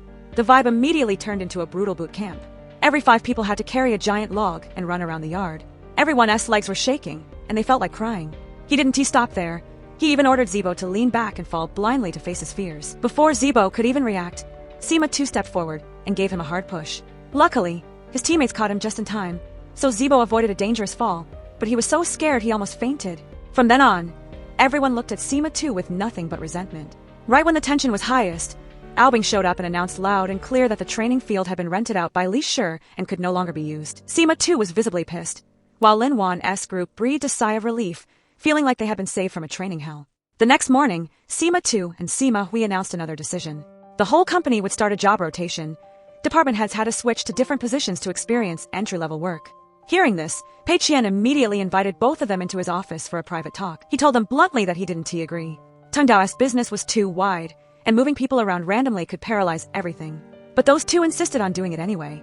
Pei Qian sighed and asked, "Does Mr. Sima know about this?" The two just told him he should know his place, saying, "That man is our father." After hearing that, Pei Qian felt even more annoyed and immediately told Assistant Xian to give him an address so he could go see Mr. Sima himself. That night, the group gathered to talk. Lin Wan wondered why the 3 Sima brothers were just shareholders while Pei Qian was the founder, yet he still had to temporarily put up with them. Ma Yang guessed that maybe Pei Qian was Sima's illegitimate son, essentially a rich kid who went out to start his own business. With all the guessing about his identity, everyone felt like the story was turning into a complicated family power struggle. Everyone started believing that Pei Qian might be Sima's 4th son, and the 3 brothers were at the company to fight him for power. Lin Wan looked at the team and asked bluntly, regardless of whether this was a family civil war or not, did anyone want to leave Tungda? When everyone shook their heads, she declared that in that case, the whole team would stay and help Boss Pei win this battle. The job rotation plan officially began, and everyone swapped roles. Lin Wan moved to being a singer at the Lazy Internet Cafe, while Bao Su became a delivery guy for the private kitchen. During one delivery to Xiao Liang, he sighed and complained that the company had 2 Sima bosses who wanted to split them up, making life miserable with this job swap game. Xiao Liang listened but couldn't understand what was going on at Tungda. Assistant Xian had to work at the front desk. Every time she saw Sima 2 and Sima Hui walk into the office, she was annoyed but had to suck it up, while also texting Pei Qian to find Mr. Sima quickly. On the film set, Ma Yang had to take Zibo's place. When Bai Jiao read the script, he trashed it, saying it was acting for monkeys, and forced Ma Yang to rewrite it. Ma Yang panicked and called Zibo, complaining that he didn't know how to write a script. At the same time, Sima Hui went to encourage Zibo to come up with new ideas because he saw him as an excellent employee, which just made Zibo secretly angry. Pei Qian wandered everywhere looking for Mr. Sima. 2 months later, after a long flight, he finally returned to Tungda. Assistant Xian was thrilled to see him and immediately showed him the company's books. As soon as he looked at them, Pei Qian's eyes lit up. Right after that, Assistant Xian brought the books to Sima 2 and Sima Hui, coldly asking how they planned to explain things to Mr. Sima if he asked about the current disastrous business situation. The two of them panicked the moment they saw the numbers. Sima 2 and Sima Hui gunned it out of Tungda to dodge the blame. Pei Qian hopped on his bike and chased them, yelling at them to come back. Seeing him, those two just went faster. In the rush, Pei Qian clipped some other bikes and wiped out on the side of the road. Assistant Xian rushed over to the hospital as soon as she heard he was there. Pei Qian got all worked up, asking where Sima Sr. was and why he left him with such a total mess. Assistant Xian could only say she had 0 contact with him. The guy just disappears and pops back up out of nowhere. Pei Qian yelled that whether the guy was alive or dead, he had to show his face and pay up. Right then, 2 doctors wheeled a patient into the room. Pei Qian froze, thinking his eyes were playing tricks on him. Assistant Xian realized it was Sima Sr. Turns out, he'd been secretly getting treated in the country, all along without telling a soul. Pei Qian panicked, asking what would happen if the guy stayed in a coma. Assistant Xian said the deal would be off. Pei Qian begged the doctor, who just walked out to save him, but he was so worked up and hurt that he cried until he passed out. Later, Assistant Xian went back to the office and told everyone Pei Qian was okay, but needed some quiet time to recover. Hearing that, the whole company started bashing Sima 2 and Sima Hui for causing all the trouble and making Boss Pei suffer. They decided to fix things up to take the weight off Pei Qian and win the family war. The company got back on track, with everyone in their right spots. Things ran smoothly, and everyone did what they were best at. Ma Yang went all out on his sales live streams. A while later, Ishu ran over to say the streams were finally making a profit. Ma Yang was hyped, thinking once Pei Qian was back, he'd clean up the mess those Sima guys made.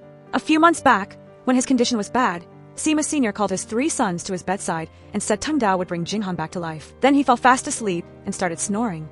The 3 sons thought he had passed away and were secretly happy. The assistant next to them had to remind them the old man was still breathing, and they were getting ahead of themselves. Back to the present. Pei Qian sat outside the hospital room every day, hoping the old man would wake up so they could finish their deal. His hand was almost healed, but Sima Sr. still hadn't woken up. Having no other choice, he just sat there and retold the story of a contract they made on the private jet. Right then, Sima Lai walked in. He said for the last 2 years, the old man kept talking about Pei Qian, saying he was the absolute best heir. In his eyes, Tingda was the version of Jinghong he had always imagined. Sima Lai admitted he knew all about the contract, but the jet deal was just one of the old man's many plans. That private jet was always parked there because whenever someone steps off, someone else steps right on. He said he had studied Pei Qian's projects. Every time Pei Qian tried to lose money or racked his brain to hike up costs, it just turned into innovation. He treated his staff so well that they were willing to work even harder. Pei Qian finally realized he was just like a guinea pig. Tingda was just a lab for the Sima family. Sima Lai continued, saying the experiment was a success. The staff was happy, but Pei Qian only got 5,000 a month, was stuck with a mortgage, and had to work side jobs everywhere.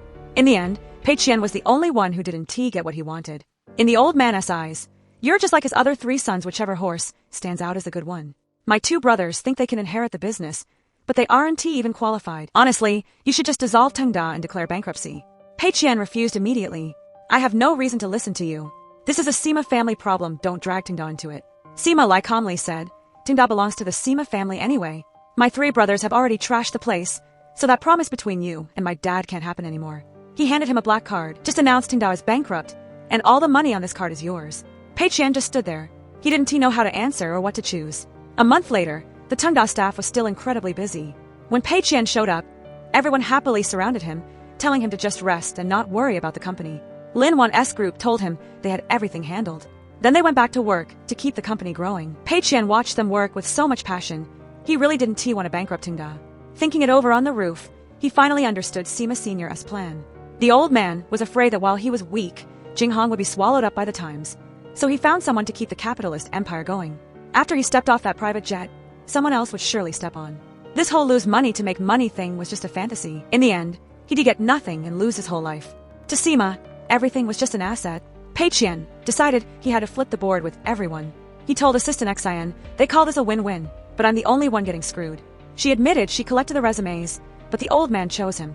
No one really knew what he was thinking. Maybe he saw that Pei Qian was like a regular guy, not greedy for capital, but flexible and brave enough to challenge authority. Pei Qian admitted he couldn't hold on anymore. Assistant Xian told him to think of himself and then left. Pei Qian sat alone in his bare walls apartment for a long time. Finally, he called Sima Lai.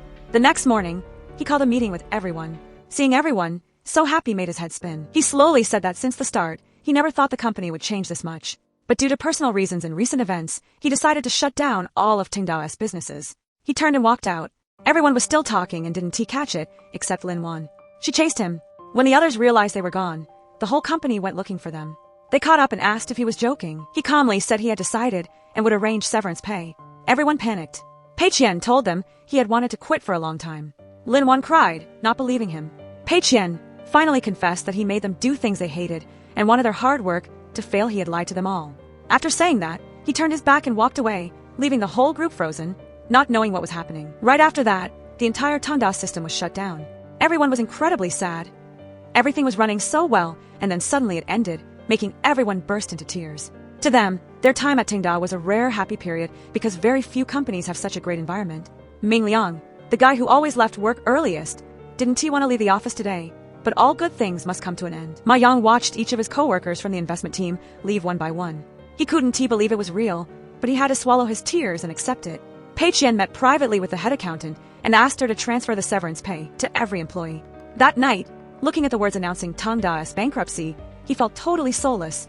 Lin Wan wasn't doing any better. She cried because the place where she poured all her passion and feelings was gone, and she felt like she might never meet another boss as good as Pei Qian. Meanwhile, seeing Tangda go bankrupt, Sima Lai was thrilled. He immediately called Pei Qian and said that destroying Tangda wasn't that hard. Pei Qian just hadn't wanted to do it before. Tangda was officially bankrupt, and Pei Qian received a massive amount of money. After leaving Tangda, everyone went their separate ways. Zibo went to work at a new company, but was constantly bullied by his boss. They even mocked him, saying he thought he was a big deal just because he worked at Tangda. Eventually, that company went bankrupt too. Those words made Zibo furious and sick to his stomach, but he could only stay quiet and take it. Baosu went back to the internet cafe. Ming Liang went camping alone to find that familiar sense of freedom from the old days. Ma Yang opened a fruit stand and hired Ishu's group as sales staff. He almost became a support system for everyone. Anyone from Tungda who hadn't found a job could come and help out. The little shop suddenly became a hangout for people who once shared a home. Meanwhile, Pei Qian lived in a quiet bubble. He sat in front of the photo from the company's grand opening, looking at old pictures of the staff, feeling incredibly sad. The next day, he went back to the Tungda building. Inside, it was completely empty, no laughter, no familiar buzz. The silence was so heavy it was hard to breathe. Wanting to feel the pain one more time, he logged into the game Mountain Sea Gods. As soon as he was online, Yindang the cat appeared and led him to a special place, Mingyan Manor. There, he saw the lonely road, the private kitchen, Endpoint Novels, and Yuan Meng Investment. All of them were marks that Tungda had left behind. Finally, a video popped up sent by Ma Yang's group. In the video, everyone took turns saying that no matter what happened, they wouldn't let him down. To them, Tungda was still the best company in the world, and he was the greatest boss. If it weren't for Tungda, they wouldn't have had such happy days. Hearing this, Pei Qian broke down in tears. He suddenly realized he never saw them as just employees, but as friends, as family, the people who created happy memories with him.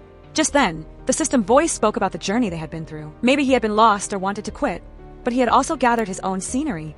And in the next journey, Mountain Sea Gods would open a brand new version, Justice Protector. Pei Qian realized everyone had set his character as the Justice Protector in the game. When Pei Qian stabbed the sword into the ground in the game, that moment triggered the Mountain Sea Gods 2.0 version. A message appeared, where there is a protector of light, the dark land sees hope. And he was the one with that mission. As he watched, his tears kept falling. He never expected everyone would build such a meaningful character for him. A thought suddenly popped into his head, and Pei Qian immediately left the Tungda building to find Sima Lai. He put the black card back on the table in front of him and said he was unilaterally canceling their deal. Sima Lai realized how deep Pei Qian's feelings for Tungda were, but Pei Qian just calmly stated that he and Sima's people were never, and would never be, the same kind of people. After saying that, he left the card and walked away. Next, Pei Qian went to find assistant Xian, hoping she would return to the company. When he found out the person who rented his apartment was actually Li Shi. Li Shi wanted to stay there to understand Pei Qian's mindset better. He also offered to temporarily buy the apartment because he knew Pei Qian was struggling with money, promising to sell it back when Pei Qian had the cash. Pei Qian didn't say much and quietly signed the contract to sell the place. Back at Tungda, he started taking action. He called the person in charge to put Mountain Sea Gods 2.0 onto the servers. The next day, he called Guangjian, first apologizing for the past, and then asking him to come back and draw a new poster for the game. Guangjian agreed. Pei Qian handled a massive amount of work by himself, almost never resting, just hoping to bring Tungda back to life. After finishing the game update, he went to a net cafe to find Bao Su. The two of them just looked at each other with red eyes, their emotions so strong they couldn't even speak. Next, he went up a mountain to find Ming Liang, apologizing and asking him to return. Seeing him shivering from the cold, Ming Liang couldn't help but laugh. The next day, Zibo received a job offer from abroad and went to the meeting spot, but the person waiting for him was actually Pei Qian, asking him to come back to Tungda. Hearing the invitation, Zibo couldn't hold back his tears. He choked up, admitting he never wanted to go to any other company. The only thing he wanted was to keep working with Pei Qian. Pei Qian reassured him that with this new start, he definitely wouldn't let him down. Overjoyed, Zibo left, and Pei Qian headed to Ma Yang's fruit shop. As soon as Ma Yang saw him, he turned his head away. Pei Qian stood in front of everyone and honestly apologized. Ma Yang yelled at him for a while to vent his anger, but then immediately hugged him tight because he was finally back. The people standing behind them couldn't hide their joy. Meanwhile, since leaving Tungda, Lin Wan had been alone in her room, feeling totally conflicted.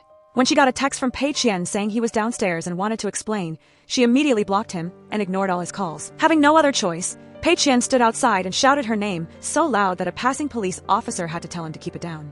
He thought of another way and kept tossing his helmet high into the air to get her attention. Lin Wan looked down, saw him, and ran downstairs, but pretended she was just going for a jog. Pei Qian immediately chased her on his e-bike, but after a short distance, the battery died. He had to keep following her on foot. After a long way, when he was too tired to run anymore, Lin Wan finally stopped. Pei Qian sincerely apologized and hoped she would help him rebuild Tungda. Hearing that, Lin Wan finally agreed. Li Shi was sitting and drinking Yakult when he saw the official launch of Mountain Sea Gods 2.0. He couldn't help but admire how Pei Qian could turn heaven into hell and then pull everything back from hell with just one thought. When the old employees returned to Tungda one by one, everyone was so excited they felt years younger. Seeing Li Shi there too, Ma Yang laughed. Li Shi honestly said that even though they used to bicker, he truly felt they were a sincere group of friends. Hearing that, Ma Yang also acknowledged Li Shi as a good brother. When everyone had gathered, Pei Qian and assistant Xian walked in. He bowed and apologized for his big mistake and thanked everyone for coming back. Pei Qian hoped everyone could help him revive Tungda to enter the dungeon once more and beat the game. Without needing many words, everyone stood up together, walked over to him, and did a high five, promising to build an unbeatable Tungda. This time, the gears of work started turning again, but there was one difference. Pei Qian no longer hoped for the company to lose money. Instead, he hoped for success, so Tungda could be a home for everyone. The Lazy Net Cafe reopened, and as soon as people heard Chen Lei was there, customers crowded in to sign up for performances. Zhang Yuan was beyond happy to see the shop revived. The shared phone booths were back in service and attracted huge crowds for check-ins. Sloth Fitness opened its doors and quickly gained many supporters. The film project run by director Zhuang and Zibo continued. The Bare Walls apartments welcomed tenants again. Mingyan Manor became busy, with guests coming and going, making Chef Wensuan very happy. A few days later, Sima Sr. unexpectedly showed up at Tingda. He didn't say much, just quietly walked from room to room, watching each department work. The employees saw the unfamiliar face and whispered, some thinking he was there to apply for a job, and others thinking he was there to teach martial arts. Assistant Xian just quietly told Ma Yang that he was a friend of Boss Pei and not to worry about it. When he saw Pei Qian, Sima Sr. calmly remarked that the office didn't look bad. Pei Qian smiled and asked directly. Sima had always said there was an important plan, and it turned out that plan was Pei Qian himself. Sima Sr. looked satisfied because Pei Qian's reactions were always faster than others. Pei Qian said bluntly that the old man's illness had actually been cured long ago. He was just intentionally watching and waiting for Pei Qian to put out the fire his sons had started. Sima Sr. didn't deny it, only saying his sons weren't ordinary either, but they wouldn't come back to cause trouble anymore. Hearing that, Pei Qian understood that in the old man's eyes, everyone was just a chess piece. Sima Sr. then suggested changing their agreement. From now on, as long as Tengda made a profit, Pei Qian would be the direct beneficiary, while he would stay in the background to provide support. Pei Qian realized the old man wanted to move him from a small chessboard to a bigger one, but still under his control. Sima Sr. praised him for improving, and then left. Elsewhere, Zibo's first movie finally finished filming. After working together for a long time, Bai Jiao and Shihua finally added each other on social media. Thanks to that, director Zhuang and Zibo gained even more creative inspiration back in their hometown. When his parents found out Pei Qian had installed an elevator for the neighborhood, they immediately called to ask how he convinced Uncle Ge. He told them that Uncle Ge's son-in-law wanted to take orders in the city, so he helped set it up. Then he apologized for still not being able to buy a house at Mingri Gardens. His parents gently said it was okay and not to pressure himself. Being safe and together as a family was the best thing. Hearing those words, Pei Qian was deeply moved. The next day, Pei Qian went to Sima Sr.'s house. As soon as the old man saw him, he admitted the old partnership terms were indeed too harsh. From now on, he just needed to lead everyone to do good work at Tengda, and didn't have to worry about losing money anymore. Pei Qian said calmly, the path you laid out isn't the path I want to take. The next move on the board must be decided by me. My condition is that Tengda must be completely independent from you. That is the only way the company won't lose its soul or become another Jinghong. Hearing that, Sima Min's face changed a little. Leaving the room, Pei Qian passed a balcony and saw water spraying down, soaking people on the street. He quietly tightened the tap and walked away, leaving Sima Min in silence. Downstairs, he asked Assistant Xian to tell the whole staff that he was taking a long break. Watching him walk away with his head held high, Assistant Xian smiled. Maybe Pei Qian was a new light for a way of working that truly respects people. Because Tengda's biggest wealth was never money, it was the real people working there. Right after that, Jinxian Financial News announced, founder Sima Min is stepping down from all management roles at Jinghong due to health issues, handing power to his 4 sons. While the group's performance has been dropping lately, his vision in investing in Tengda turned out to be a brilliant move. On that same day, Tengda officially began operating independently under its new chairman, Pei Qian. The employees owned 49% of the shares, while he kept 51%. The company grew even faster, and the main office moved to a fancy new building. Lin won many awards as a top game creator, and all the staff were busy with their work. Everything ran smoothly under the leadership of the people who had been through all the ups and downs with Tengda. That evening, seeing Pei Qian standing alone on the balcony, Lin Wan's group walked up and teased him, saying his vacation had lasted way too long. He just smiled. Ma Yang came closer and started talking about the old days. He remembered that rundown room from years ago, where Pei Qian dragged him out to start the business, and even told him to be a security guard. Ma Yang asked curiously if Pei Qian ever thought Tengda would make it this far back then. Pei Qian laughed and whispered something in Ma Yang's ear that made him laugh out loud. The rest of the group was left behind, totally curious about what they were talking about. Soon, everyone crowded onto the balcony, joking and laughing together. Maybe this was the perfect ending for Pei Qian. He got the wealth he once wanted without losing who he was, and his teammates were still happy doing what they loved. The next day, Pei Qian went back to the old building where Tengda was born. He slowly walked through every corner and hallway, which were full of memories. Even though the rent was sky high now, he decided to keep the place instead of renting it out, using it as a place to keep his memories safe. In the most important spot, he placed a photo from the company's grand opening day. Then, Pei Qian logged into Endpoint Web Novels and wrote down his entire experience into a book called Losing Money to Become a Billionaire, using the platform to share his story with everyone. The movie ends here. Remember to like and subscribe to the channel for more great movies. Thanks to everyone.